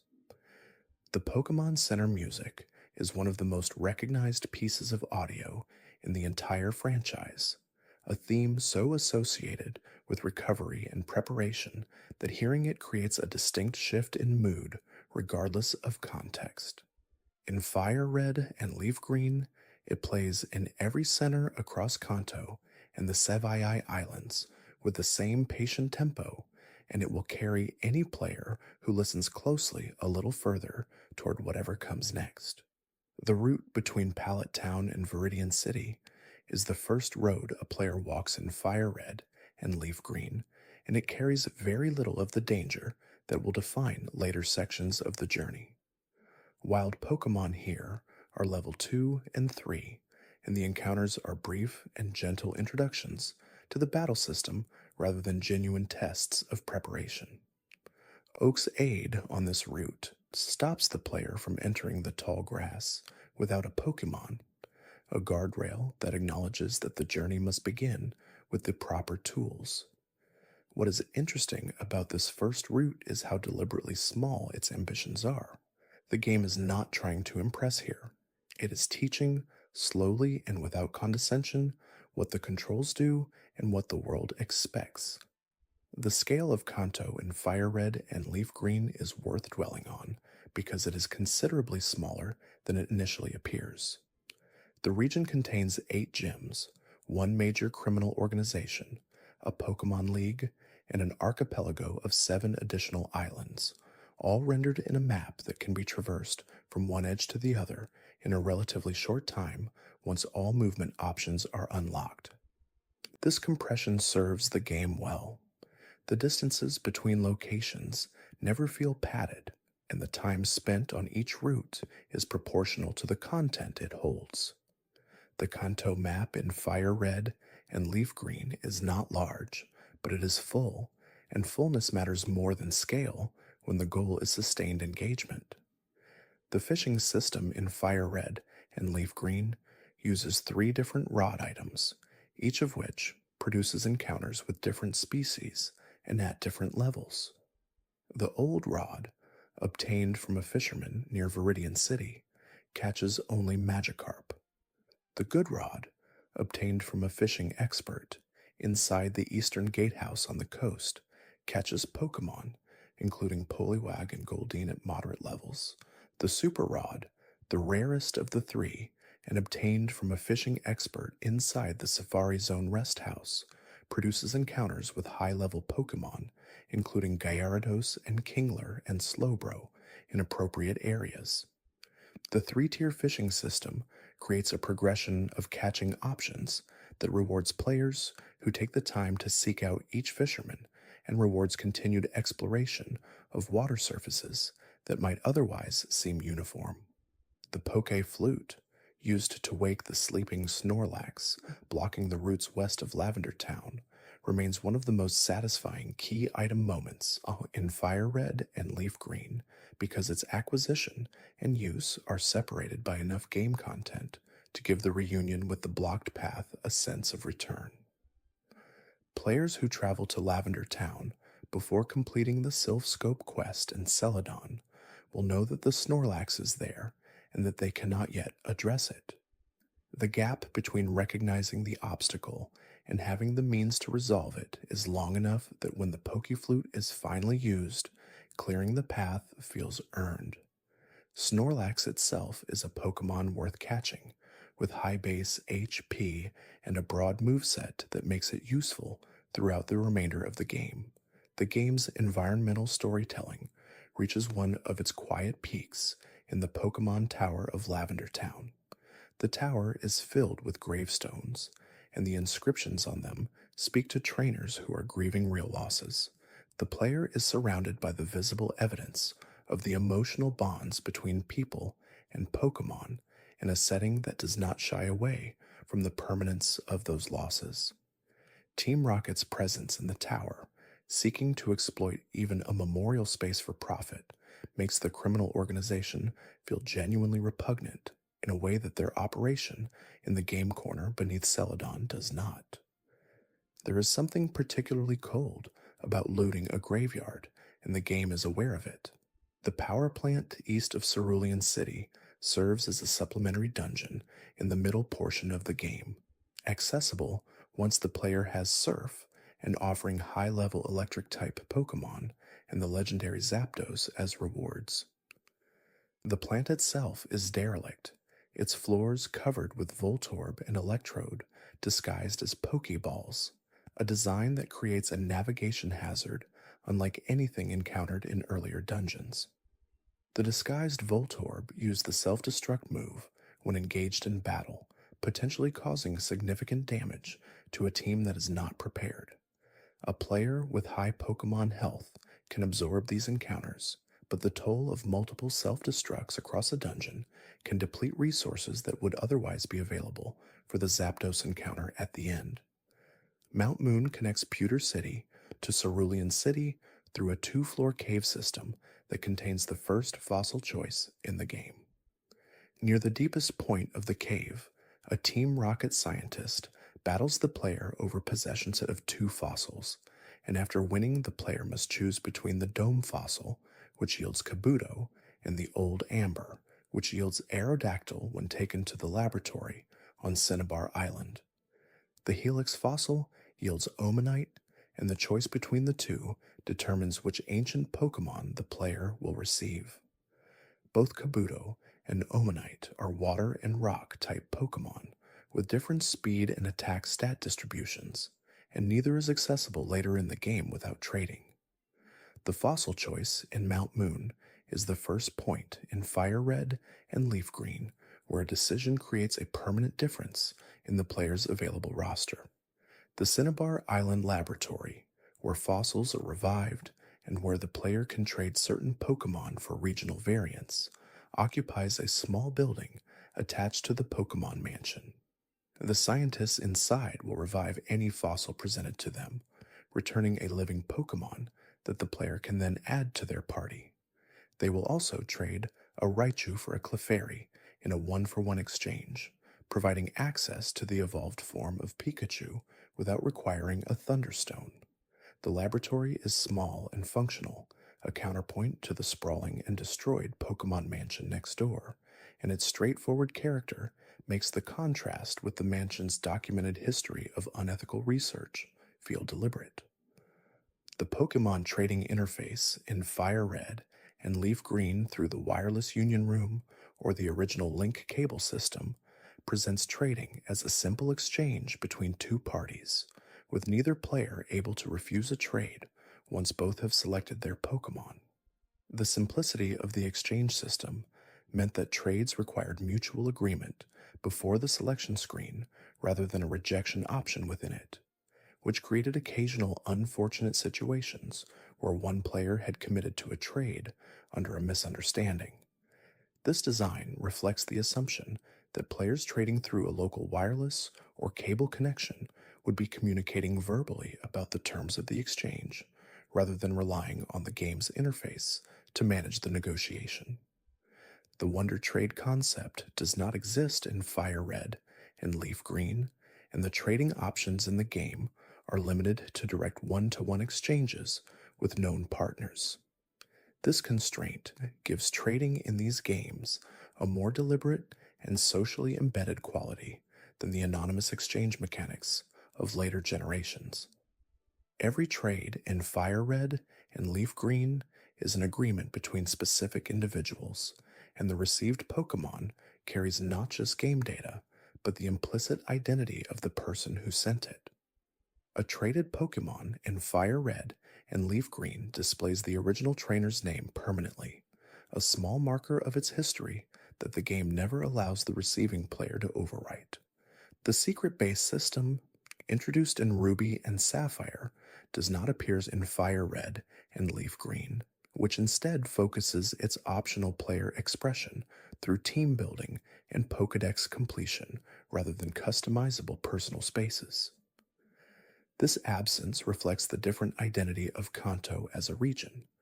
Hoenn's lush and varied terrain, with its abundance of shrubs and cave walls appropriate for secret base placement, suited that mechanic naturally.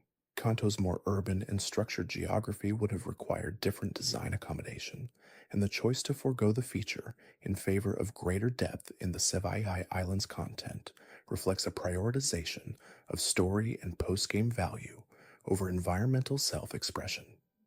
The Nintendo Switch Online Services Expansion Pack tier, which provides access to Fire Red and Leaf Green alongside other Game Boy Advance titles, places these games in a catalog alongside titles from different eras of Nintendo hardware history. The presence of Fire Red and Leaf Green in this catalog means that players who discover them through the service, rather than through original cartridges, will encounter them in a context of comparison, able to move between these games and other titles on the same hardware without the distinct commitment that owning a single cartridge implied.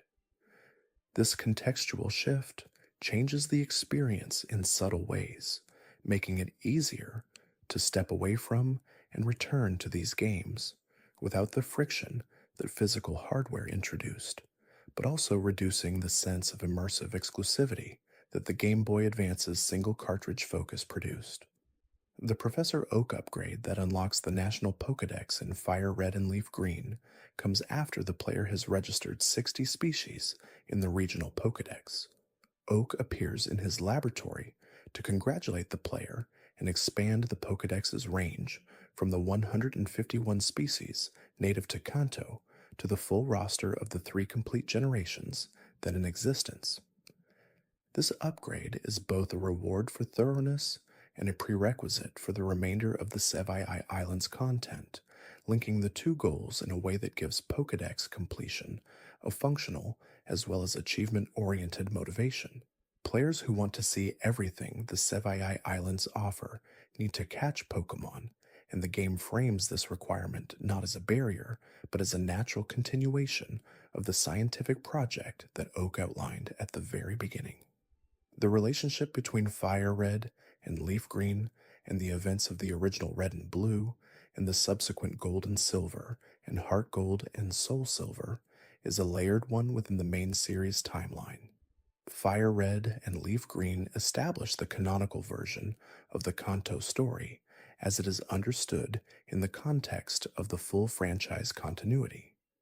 The player character Red, after defeating Blue at the Pokemon League, is shown in Gold and Silver to have retreated to the summit of Mount Silver on the border between Kanto and Johto, where he sits without moving, waiting to be challenged by anyone strong enough to find him.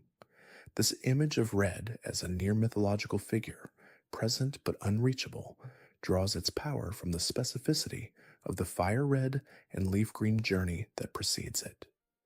The design of the Pokemon Center healing animation in Fire Red and Leaf Green creates a brief pause in the player's forward movement that serves an important pacing function. The nurse holds the Pokeballs in front of the healing machine. The machine activates, and the Pokemon are returned to full health. This sequence takes only a few seconds, but its consistent presence across every center in every city means that it becomes a kind of ritual, a repeated gesture that marks the boundary between one section of the journey and the next. Players who optimize their playthrough time will find the animation mildly frustrating in its unchanging length. Players who settle into the rhythm of the game will find it reassuring for the same reason. The long shadows of Fire Red and Leaf Green extend forward into every subsequent Pokemon game that chose to revisit Kanto or to remake an earlier title. Heart Gold and Soul Silver, the second generation remakes released for Nintendo DS, used the same conceptual approach of faithful story presentation combined with additional content and mechanical modernization. Omega Ruby and Alpha Sapphire followed the same template for Hoenn. The remakes of Diamond and Pearl on the Nintendo Switch maintained the third generation's approach to adding new content in the post-game without altering the main story. Each of these titles looks back at FireRed and LeafGreen as the model for how to honor what a game was while giving it new reasons to be played. The memory of FireRed and LeafGreen for players who first encountered them between 2004 and 2007 occupies a specific place in the landscape of gaming nostalgia. These were not simply games from childhood, but games that introduced the mechanics of competitive play to a generation that went on to develop the tournament culture that defines the Pokémon metagame today. Players who trace their first careful effort value spreads on graph paper in bedroom discussions about the games, who traded across link cables at school, who hunted for the roaming legendaries across every route for hours, carry those experiences as formative ones.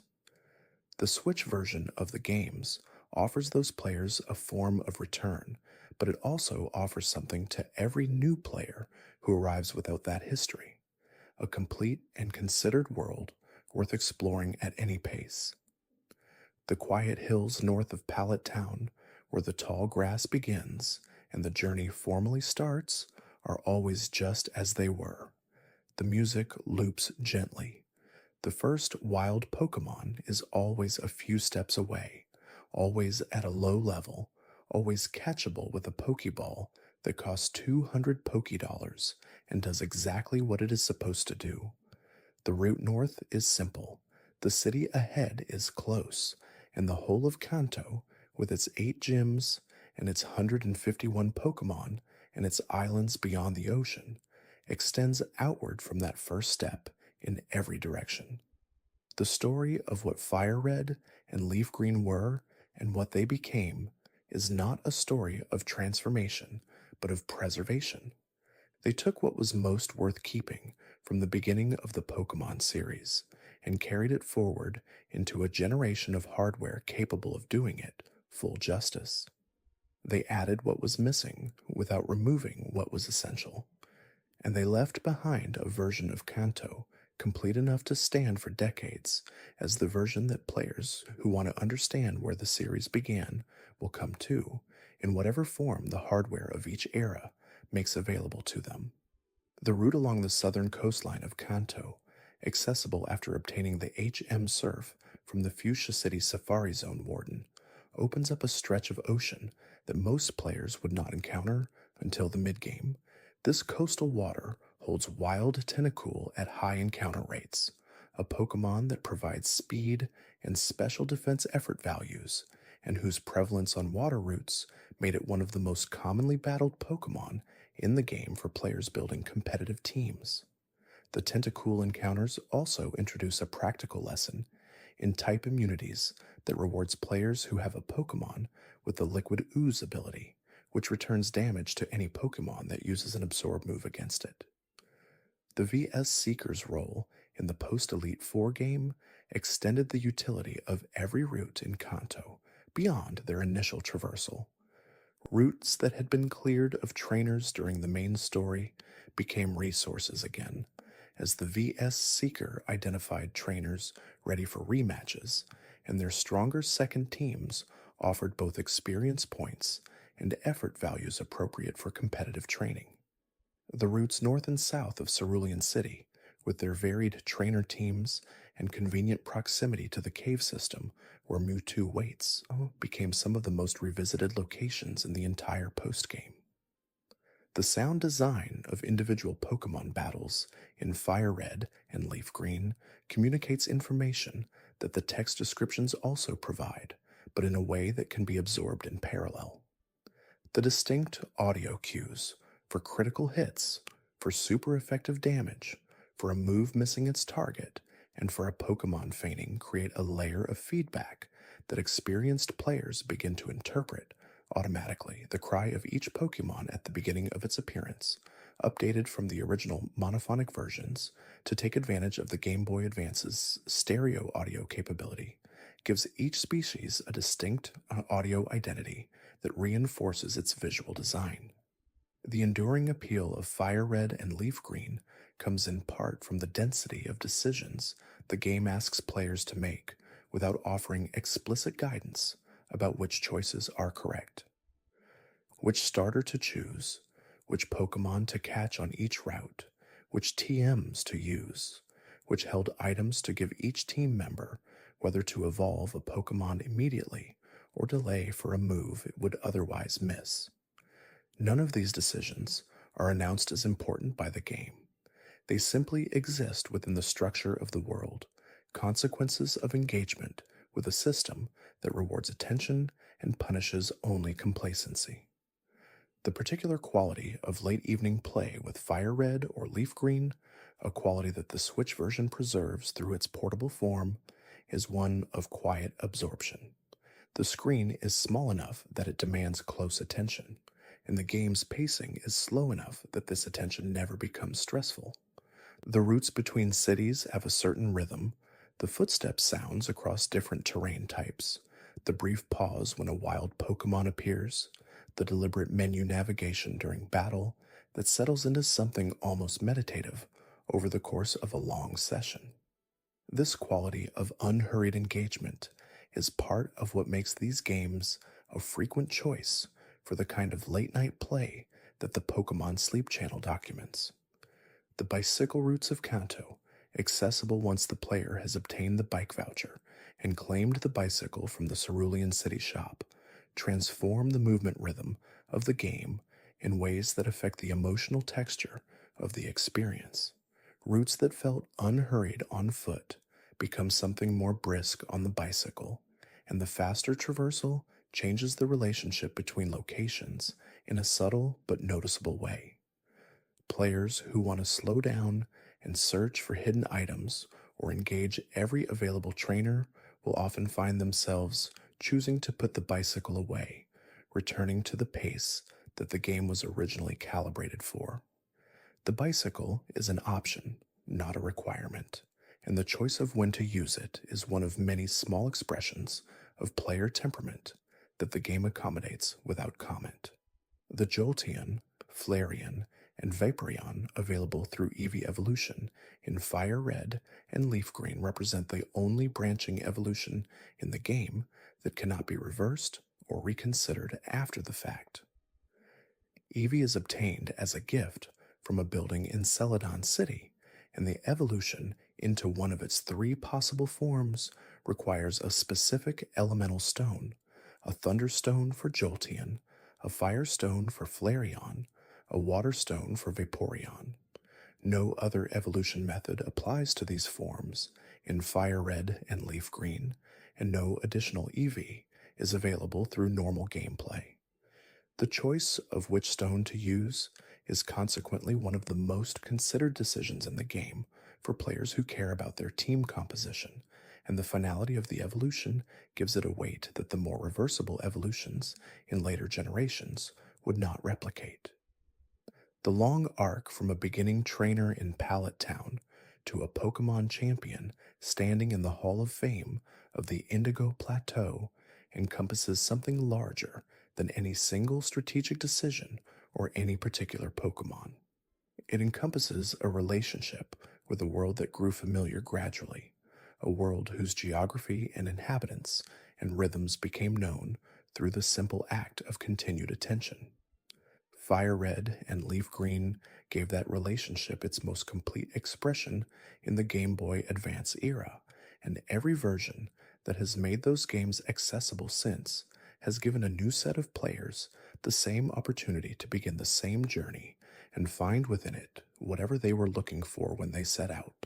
The final badge, collected from the Viridian City Gym at the end of a journey that began just north of the same city's outskirts, is a quiet loop closed. Giovanni waits behind the last locked door, and defeating him gives the player not just the 8th badge, but a small piece of resolution for the Team Rocket narrative that has threaded through every major city in the game. The Earth Badge unlocks the use of strength outside of battle, a practical reward, and it provides the final level cap increase for traded Pokemon obedience, a mechanical one. But its most important function is to mark the moment when everything that was once ahead is now behind, and the Pokemon League waits. The Pokemon League receptionist at the base of the Indigo Plateau stands at her desk through every hour of the game, acknowledging each badge the player presents before allowing passage to the next floor. This gatekeeper role is functional, but it also carries a quiet ceremonial quality, as if the league itself wants each trainer to pause and account for what they have earned before moving forward. The 8 badges represent 8 distinct challenges, 8 different design philosophies, and 8 different ways of saying that the journey so far has prepared the player for what comes next. Presenting them one by one to a receptionist who has heard this sequence from every trainer who ever arrived at this building makes the moment feel both personal and part of something much larger. The Indigo Plateau itself, sitting above the Victory Road cave system that serves as the final pre-league challenge, is architecturally understated for what it represents. There is a Pokemon Center, a Pokémart, and the building that holds the Elite Four. Nothing else.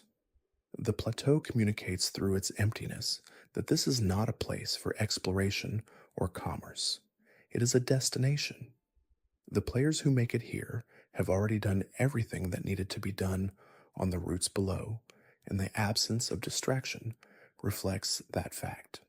Victory Road is the last dungeon before the Elite Four and one of the most demanding navigational challenges in the entire game. It requires the combined use of Surf, Strength, Rock Smash, and Flash across 3 floors of cave, and the Pokemon within it are the highest level wild encounters available outside of the Cerulean Cave post-game section. Geodude and Graveler, Golbat and Zubat, Onix and Machoke populate its chambers in ways that reflect the rock and fighting type themes of Pewter City and Saffron. A player who entered Viridian Forest with a team of Pokemon below level 10 will find that the same journey has delivered them to Victory Road with a team capable of handling everything inside it, the leveling curve having done its quiet work across hundreds of smaller encounters. The gap between Victory Road's exit and the Elite Four's entrance is a narrow staircase, and the game places no trainer battle or cutscene there.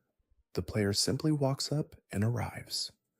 This absence of ceremony before one of the game's most demanding sequences is worth noting because it contrasts with the extended approach sequences that later games would use to signal importance.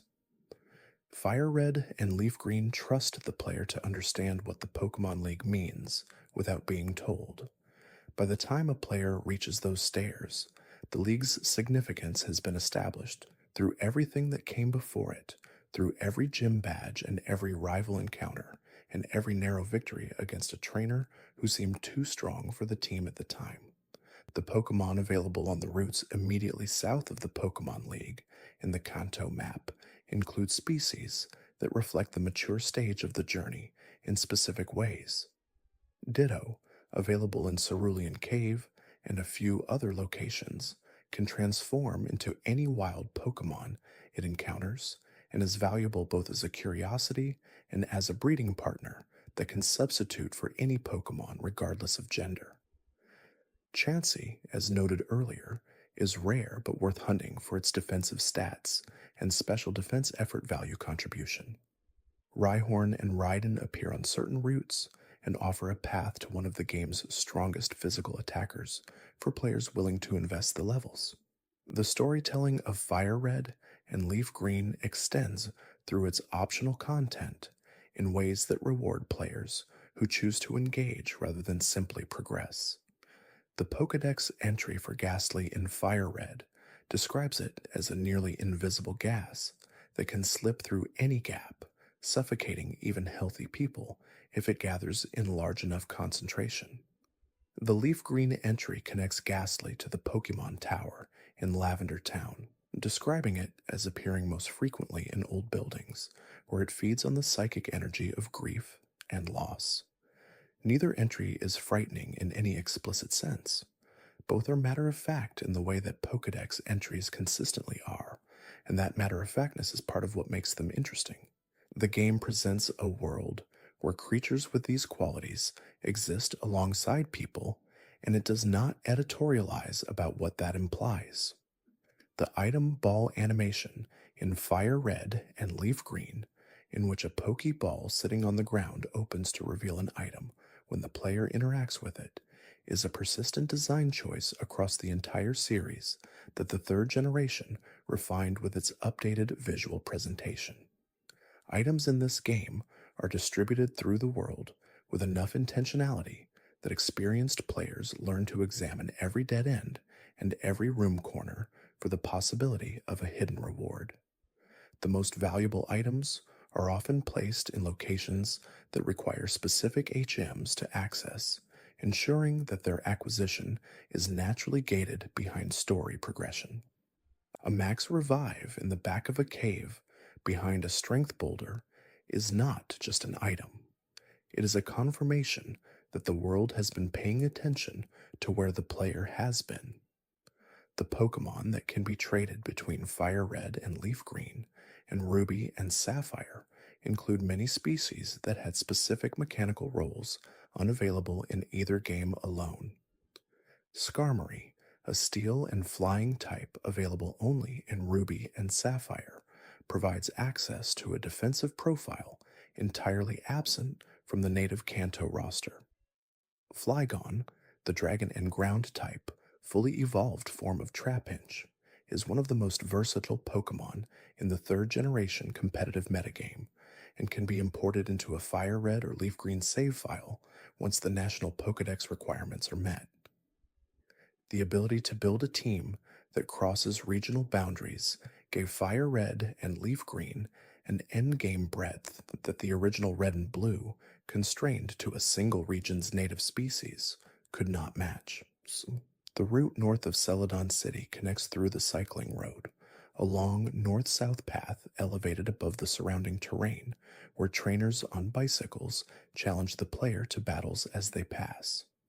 The cycling road is one of the few locations in Kanto where the bicycle provides not just faster movement, but a qualitatively different experience of the geography, the elevated position giving a sense of the region's scale that the ground-level routes do not.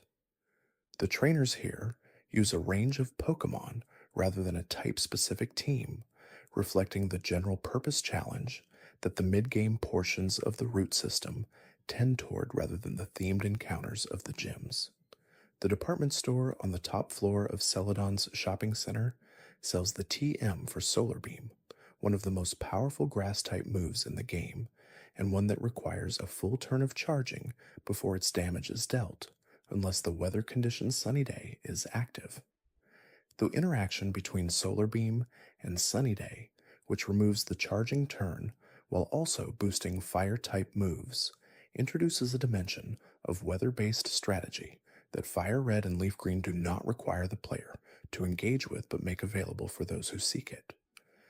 The Sunny Day and Solar Beam combination became a recognized strategy in competitive play from the third generation onward, and its availability through normal in-game TM purchase reflects the game's tendency to place advanced tactics within reach of exploratory players. The Pokemon Mansion's journals on Cinnabar Island use a specific prose style that distinguishes them from all other written text in the game. Where most signage and NPC dialogue is direct and plain spoken, the Mansion journals are fragmentary and dated, written in the first person by a researcher whose identity is never confirmed, but whose professional detachment gradually gives way to increasing unease. Entry 1 describes the discovery of Mew in Guyana in neutral scientific language. Entry 4 describes the new organism's unprecedented cellular structure. By the final entries, the language has shifted. The researcher describes the experiment as having gone too far and notes that the created Pokemon seems to know it was not made naturally.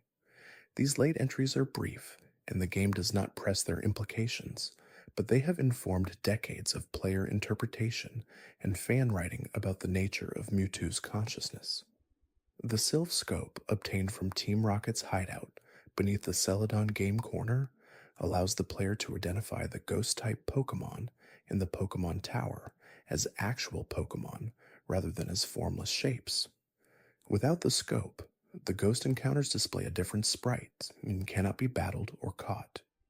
This design uses a specific inventory item as the key to a perceptual shift, the world literally appearing differently once the player has the means to see it correctly.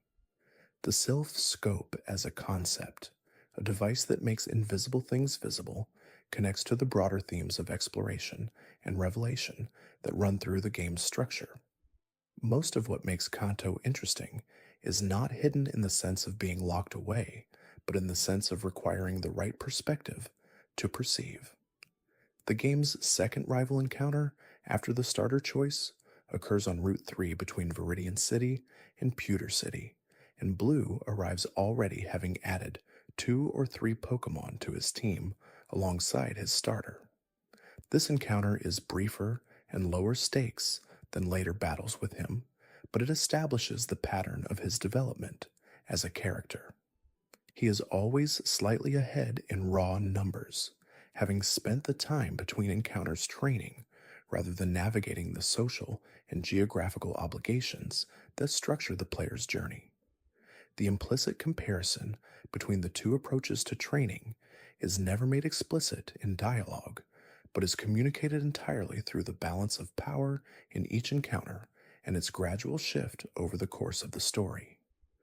The wild Pokemon encounter rate in FireRed and LeafGreen varies between different types of terrain and different specific routes, a system that shapes the texture of movement through the world in ways that become intuitive rather than consciously tracked.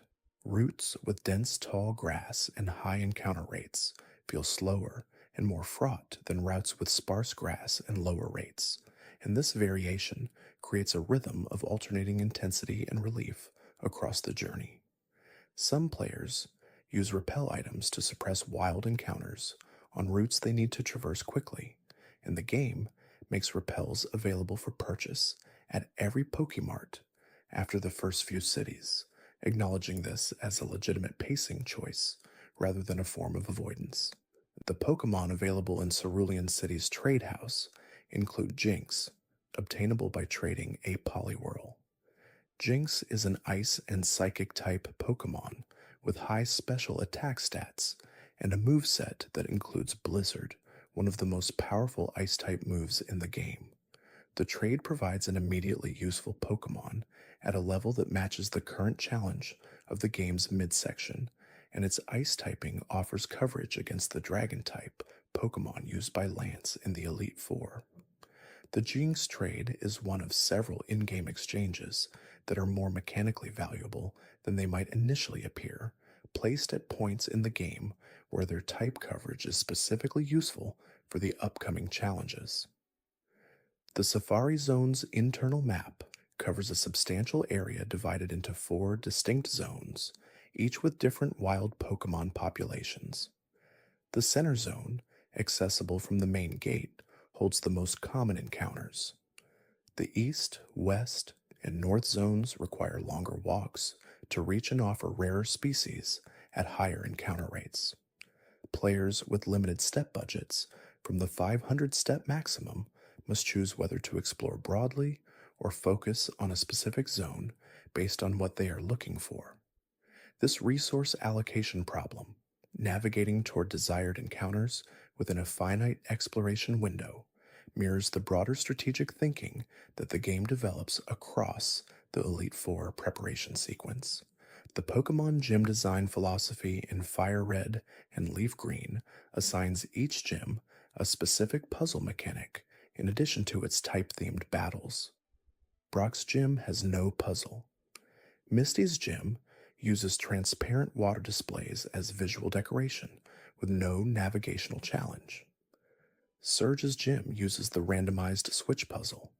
Erica's gym uses maze-like hedgerows that require methodical exploration. Koga's gym uses invisible walls. Sabrina's gym uses warp tiles. Blaine's gym uses the quiz machines. Giovanni's gym uses spinner tiles, similar to those in the rocket hideout. This escalating complexity of gym puzzles mirrors the escalating difficulty of the gym battles themselves, ensuring that the challenge is not purely about battle power, but about engagement with each gym's particular design logic. The training partner concept, implicit in the FireRed and LeafGreen structure, where two players own different versions and trade version exclusives to complete each other's Pokedex, creates a social dynamic around the games that single player design alone cannot. Having a friend with Leaf Green when you own Fire Red means having access to Vulpix and Magmar and Pinsir, and the reciprocal arrangement means your Growlithe and Electabuzz and Scyther are valuable to them. This structured interdependence was intentional from the franchise's earliest design, and Fire Red and Leaf Green maintained it as a core feature even as other aspects of the game's connectivity became more technologically sophisticated.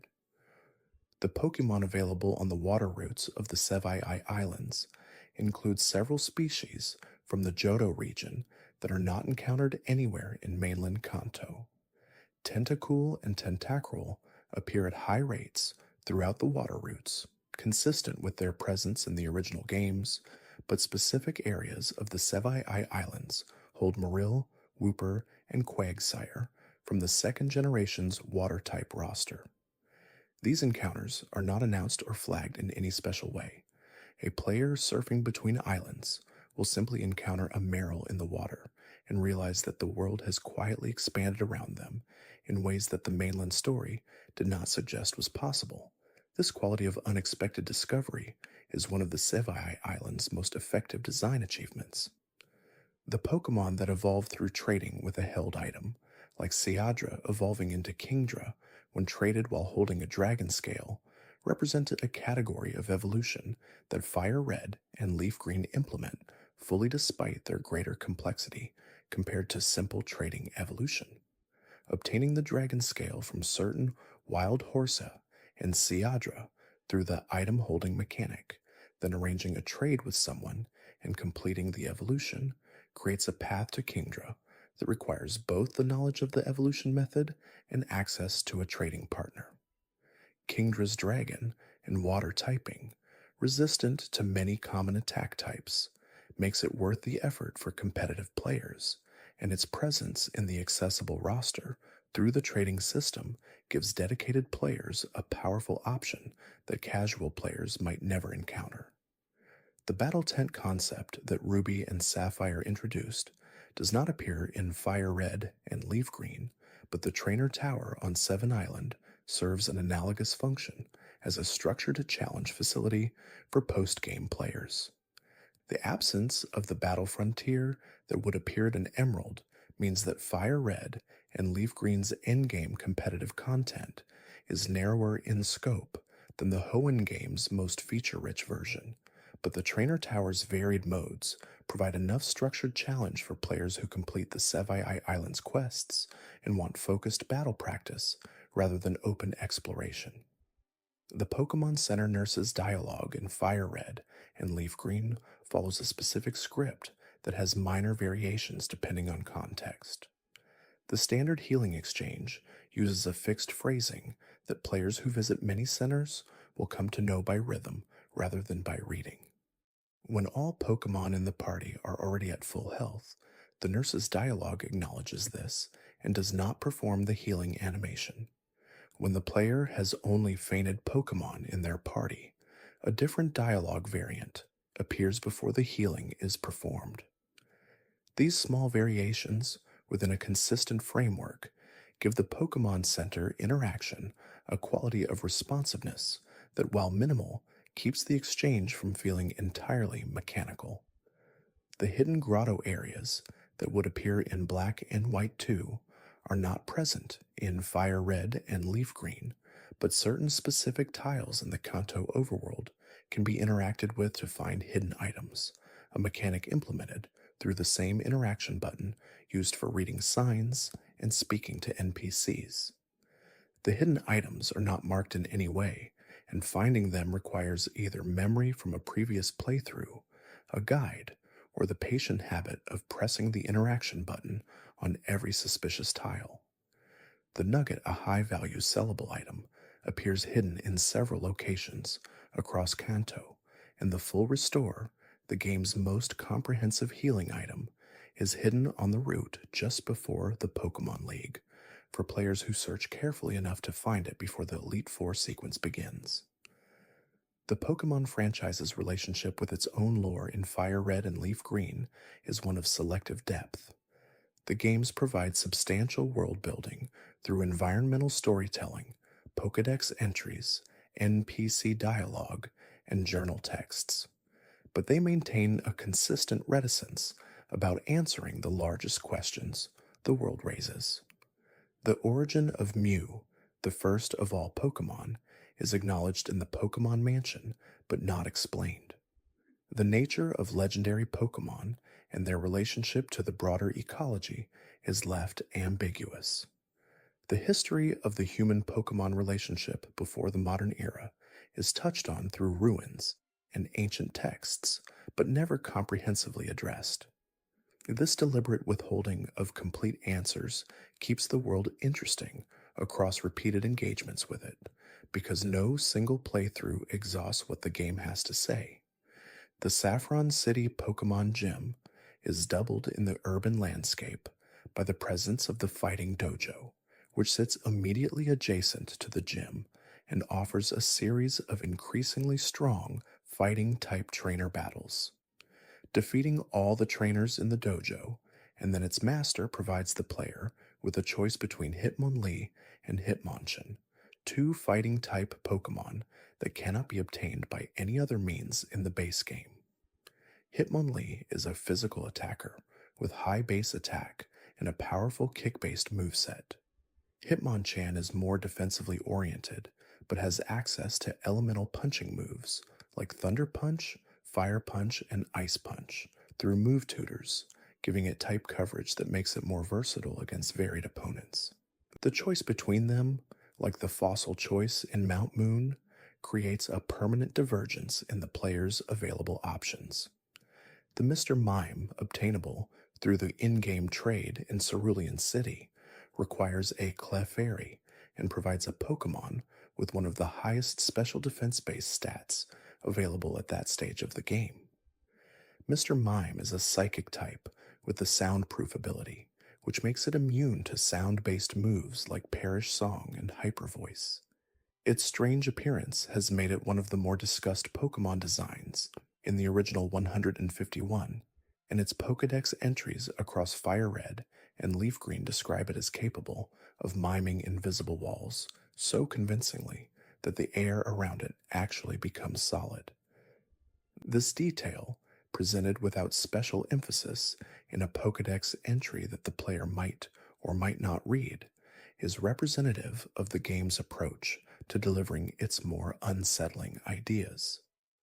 The type effectiveness chart in Fire Red and Leaf Green was updated from the second generation to include the full interaction table for the Steel type, which had been introduced in Gold and Silver.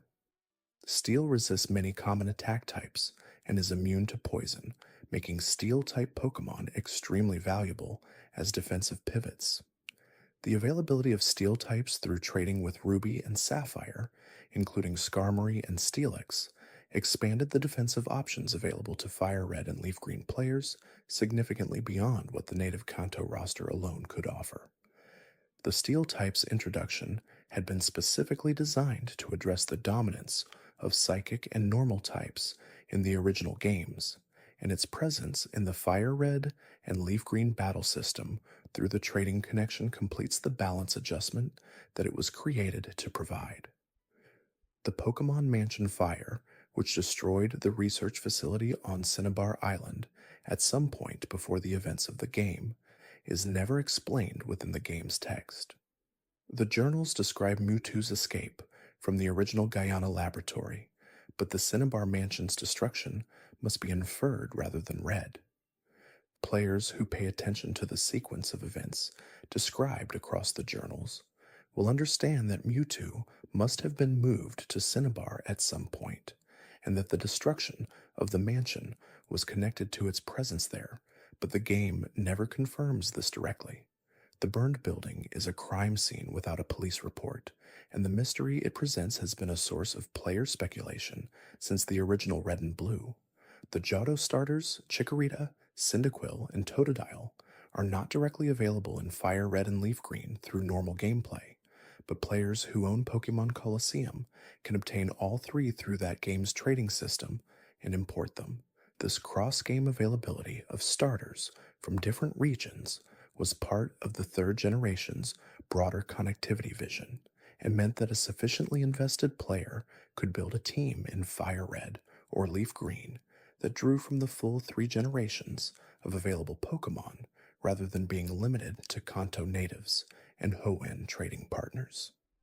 The practical difficulty of assembling such a team required multiple game purchases and active trading partners, which limited its accessibility, but the possibility existed as a design intention. The Pokemon that share their evolutionary lines across the Kanto and Hoenn games, like Zigzagoon and its evolution Linoone, are not native to Kanto but become available through trading after the National Pokédex is obtained. Linoone's pickup ability, which occasionally finds items automatically after battles, becomes particularly valuable once the player is spending time in the Sevii Islands, as the items it can pick up scale with the Pokemon's level and include some of the most valuable consumables in the game at high levels. Players who keep a high-level Linoone in their party while exploring the endgame content of Fire Red and Leaf Green can accumulate rare candies, nuggets, and even PP up items through the pickup mechanic, creating a passive income of resources alongside their active play.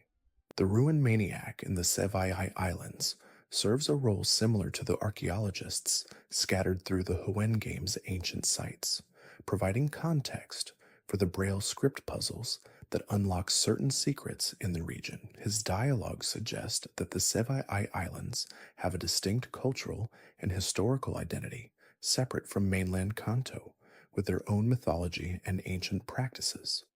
The Tanabe ruins on Seven Island represent the most tangible evidence of this distinct history, their chambers each associated with different forms of Anun in a configuration that suggests intentional symbolic mapping rather than random distribution. What the original inhabitants of the islands were communicating through the placement of these symbols is never answered, adding the islands to the list of Fire Red and Leaf Green locations that reward sustained curiosity without providing complete resolution. The friendship mechanic's interaction with the return move makes friendship a quantifiable offensive resource rather than purely a qualitative relationship indicator. A fully friendly Pokemon using return deals maximum damage with that move, and the difference between a Pokemon with high friendship and one with low friendship is significant enough to affect battle outcomes against mid-game trainers. Players who use their starter Pokemon consistently through the game will find that its return move grows steadily stronger as the relationship deepens, creating a parallel progression track alongside the level-based stat increases that define most of the game's power scaling. The Pokemon Center's function as a free healing resource, available without limit in every city and town, shapes the pacing of Fire Red and Leaf Green in ways that distinguish it from games with more restricted rest mechanics. A player who has cleared a gym badge can heal their team for free and return to the routes immediately, facing the same wild Pokemon and trainer teams they just defeated in a versus Seeker rematch with a fully restored party. This unlimited access to healing means that the primary limit on player progress is not resources, but time and attention, and the game's difficulty is calibrated around the assumption that players will heal frequently rather than conserving their Pokemon across long stretches of play. The Grass type moves available to Venusaur and its evolution line in FireRed and LeafGreen include Razor Leaf, with its above average critical hit rate, Sleep Powder, which induces sleep with high accuracy, and the signature Frenzy plant available from the Cape Brink tutor. This combination gives Venusaur an unusual dual function as both a direct damage dealer and a utility Pokemon capable of removing opponents from play through sleep. Players who chose Bulbasaur and invested in its development will find that Venusaur's moveset rewards thoughtful battle management in a way that the more straightforwardly offensive Charizard and Blastoise do not as readily provide. The stone evolution items in Fire Red and Leaf Green, including the Leaf Stone, Firestone, Waterstone, Thunderstone, and Moonstone, are distributed through the game in ways that create meaningful decisions about when and whether to evolve certain Pokemon.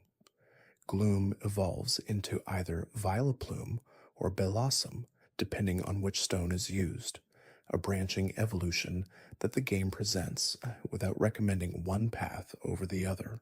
Vileplume has higher attack and special attack, while Bellossom has higher defense and special defense, and the choice reflects the player's preferred battle style. Similarly, Weepinbell evolves into Victreebel with a Leaf Stone, but Weepinbell learns its final level up move at level 52 before evolving, meaning players who evolve early will miss that move permanently.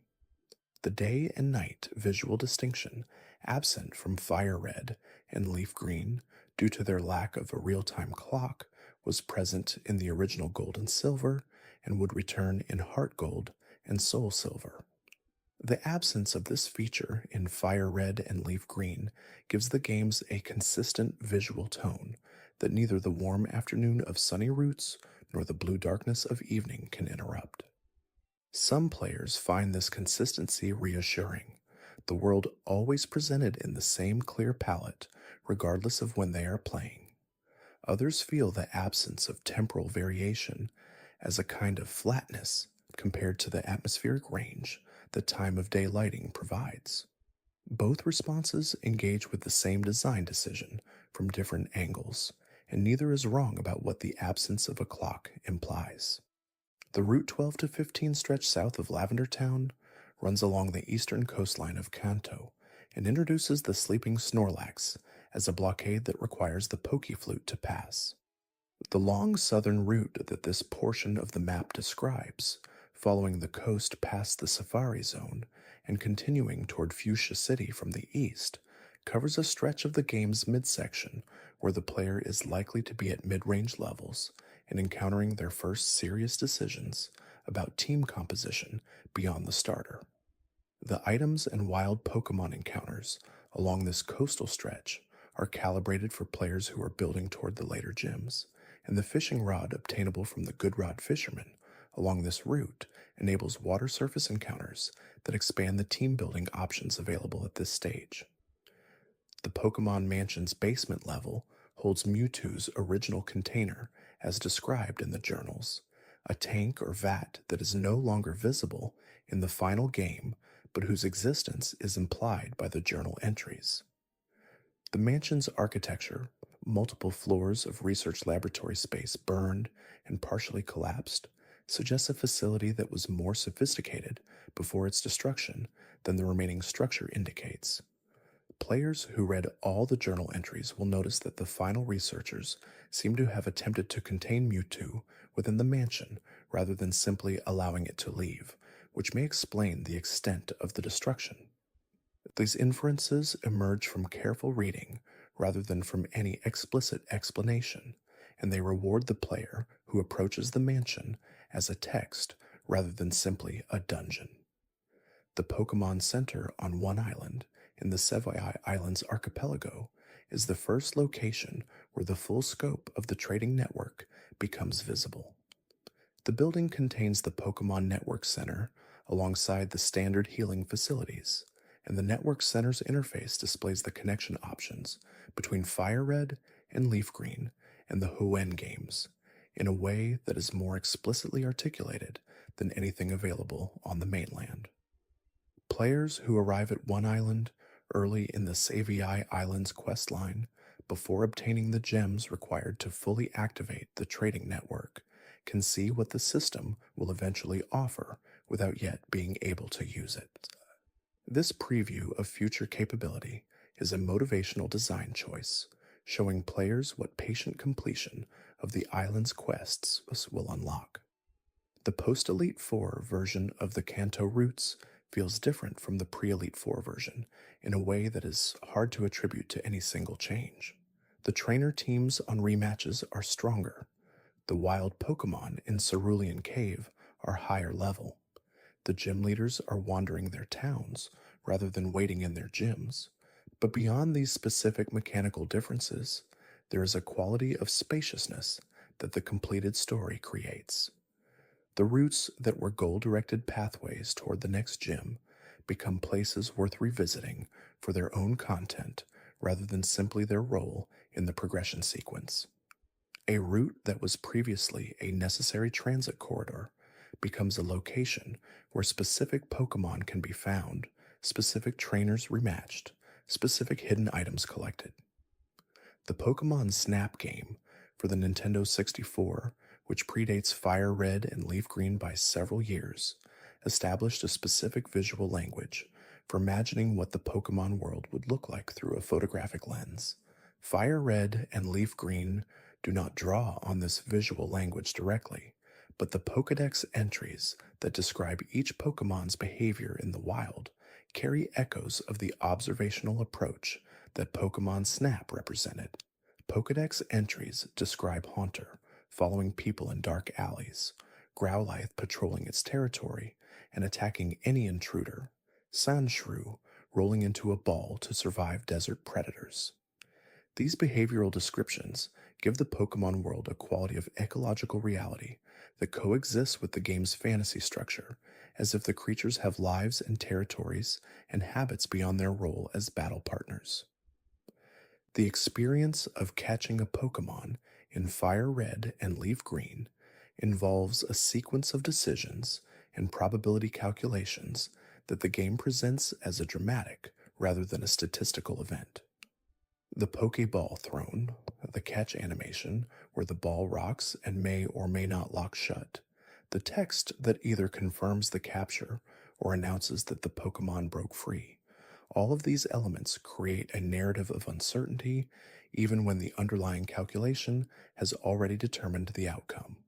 This theatrical presentation of a probability check is one of the series' most enduring design choices, and it transforms what would otherwise be a dry, mechanical outcome into something that feels genuinely uncertain each time it occurs. The final confrontation with Giovanni at the Viridian City Gym is the narrative conclusion of the Team Rocket storyline, but the game handles it without the kind of extended cutscene or dialogue that later games would use to mark important story moments. Giovanni reveals that he intended to test the limits of his strength and find a truly powerful trainer, and after his defeat, he announces that he will disband Team Rocket and reflects on whether he lost not just the battle, but his entire purpose. This moment of reflection from the antagonist is brief and understated, but it gives Giovanni a quality of genuine consequence that the other gym leaders, who are simply defeated and move on, do not have. His disappearance after this encounter, consistent with the gold and silver revelation that Team Rocket operates without him in the years that follow, is handled through absence rather than explanation. The grass patches on routes within the Safari Zone and outside it behave differently in a mechanical sense that affects how the player thinks about the wild Pokemon encounters available at each location. Standard tall grass triggers random encounters at a fixed rate when the player moves through it. Safari Zone encounters follow the same trigger mechanic, but use a different capture system, as described earlier.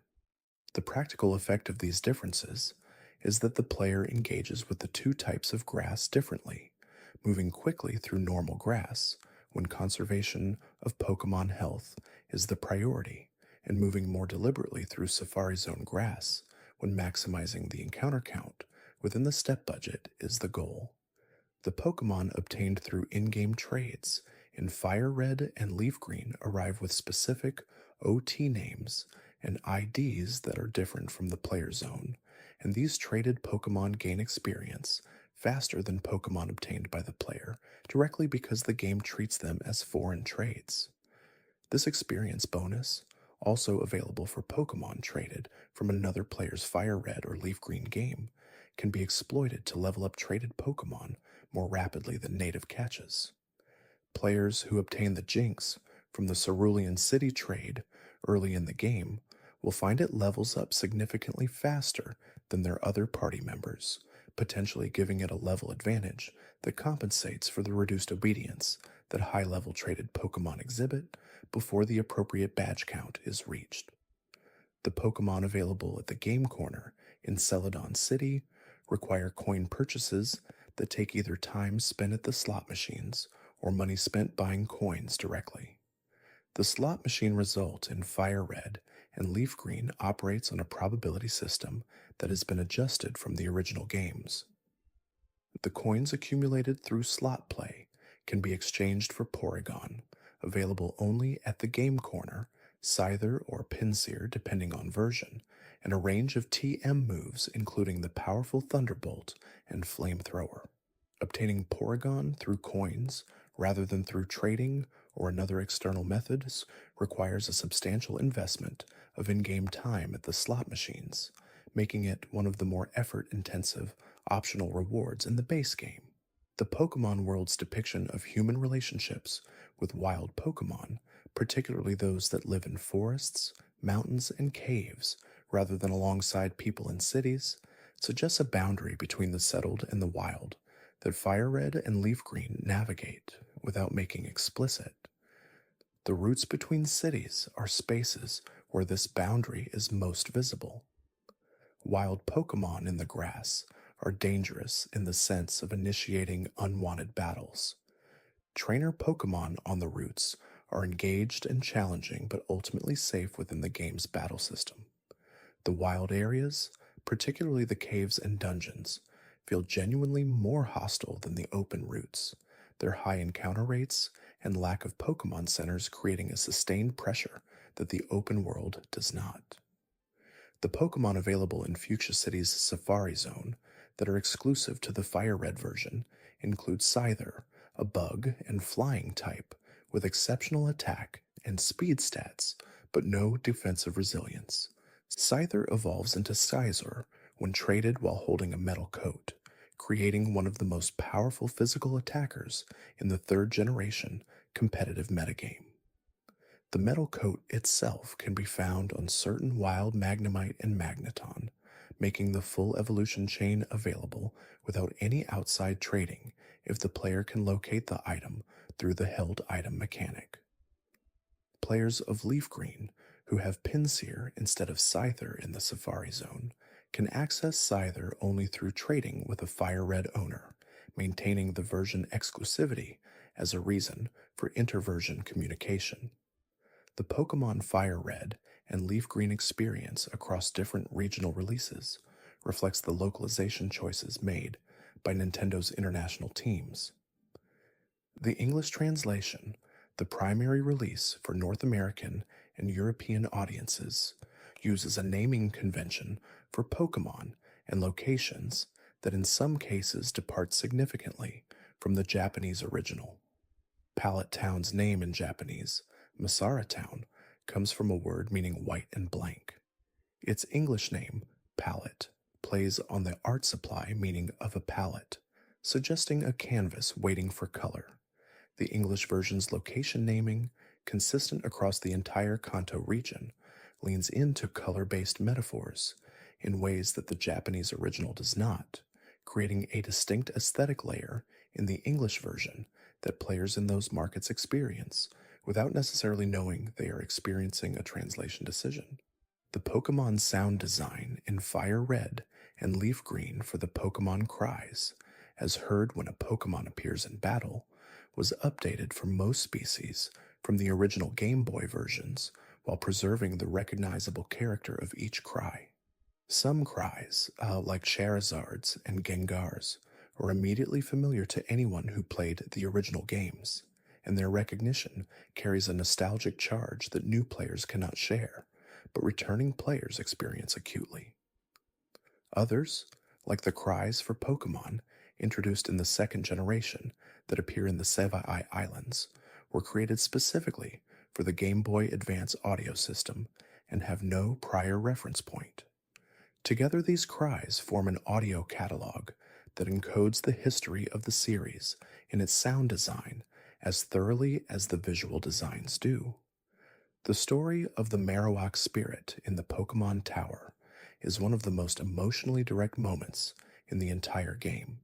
The ghost of a Marowak that was killed by Team Rocket members protecting the area's Pokemon from being taken haunts the upper floors of the tower, attacking the player when they attempt to pass. The Sylph Scope reveals the spirit as the Marowak it is, and defeating it in battle causes it to find peace and ascend, freeing the tower's upper floors for the player to reach Mr. Fuji. This sequence, compressed into a few screens in a single battle, manages to tell a complete emotional arc involving violence, grief, protective love, and eventual release. The game does not announce this arc or ask the player to respond to it emotionally. It simply presents the facts through battle and in dialogue and allows the player to make of them what they will. The Cubone that live in the Pokemon Tower and the surrounding areas of Lavender Town exist in a relationship with the Marowak spirit that the game implies without stating. The Marowak who died was protecting the younger Pokemon. The Cubones who wear the skulls of their mothers carry an implied connection to this specific loss. Whether the skull that any given Cubone wears belonged to the specific Marowak killed by Team Rocket is not addressed, but the proximity of the two facts invites that inference. FireRed and LeafGreen's approach to this connection is consistent with its general practice of placing emotionally significant details close together in a way that rewards attentive players without requiring them to pursue an explicit narrative thread. The Pokemon available through fishing in the waters of the Sevii Islands include Corsola, a water and rock type introduced in the second generation that cannot be encountered anywhere in the mainland Kanto routes. Corsola's specific availability in the warm southern waters of the Sevii Islands, where the geography suggests a tropical environment distinct from Kanto's temperate mainland, reflects the ecological consistency that the game's designers applied to species distribution. Pokemon that were designed with tropical habitats in mind appear in the tropical parts of the map and not in the temperate parts, a spatial logic that gives the Sevii Islands a genuine identity as a different environment rather than just a different set of numbered areas.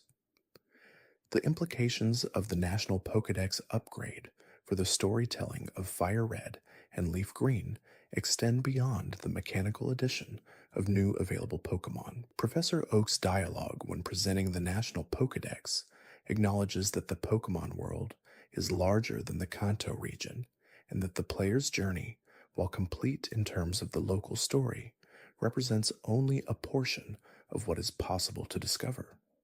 This acknowledgement arrives at a moment when the player has just demonstrated mastery of Kanto's challenges, and its effect is to reframe that mastery not as an endpoint, but as a foundation. The journey continues, Oak implies, because the world continues beyond the edges of the map the player has spent the entire main story exploring. The light that falls across the Pallet Town screen in the morning of a playthrough's beginning is the same light that falls on the return after the champion is defeated. The game does not distinguish the times of day. The map does not show weather. The routes do not change with the seasons.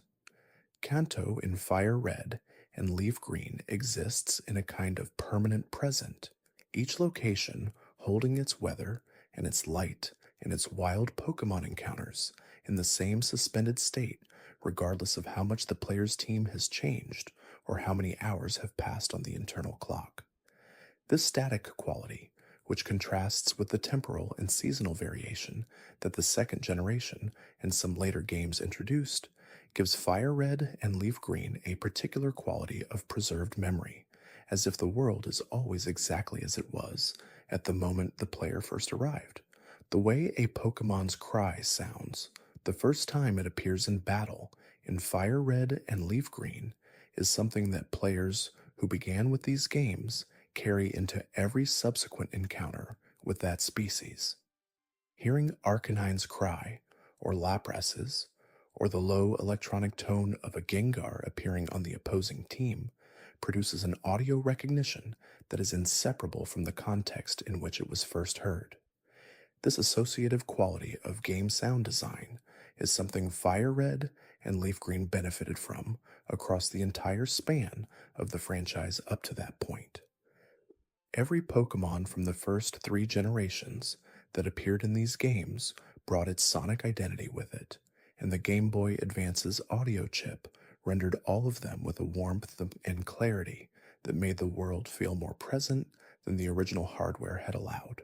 The underground path connecting Cerulean City to Vermilion City, which runs beneath a stretch of route that would otherwise require travel above ground, is one of several shortcuts in the Kanto map that reward players who know the layout.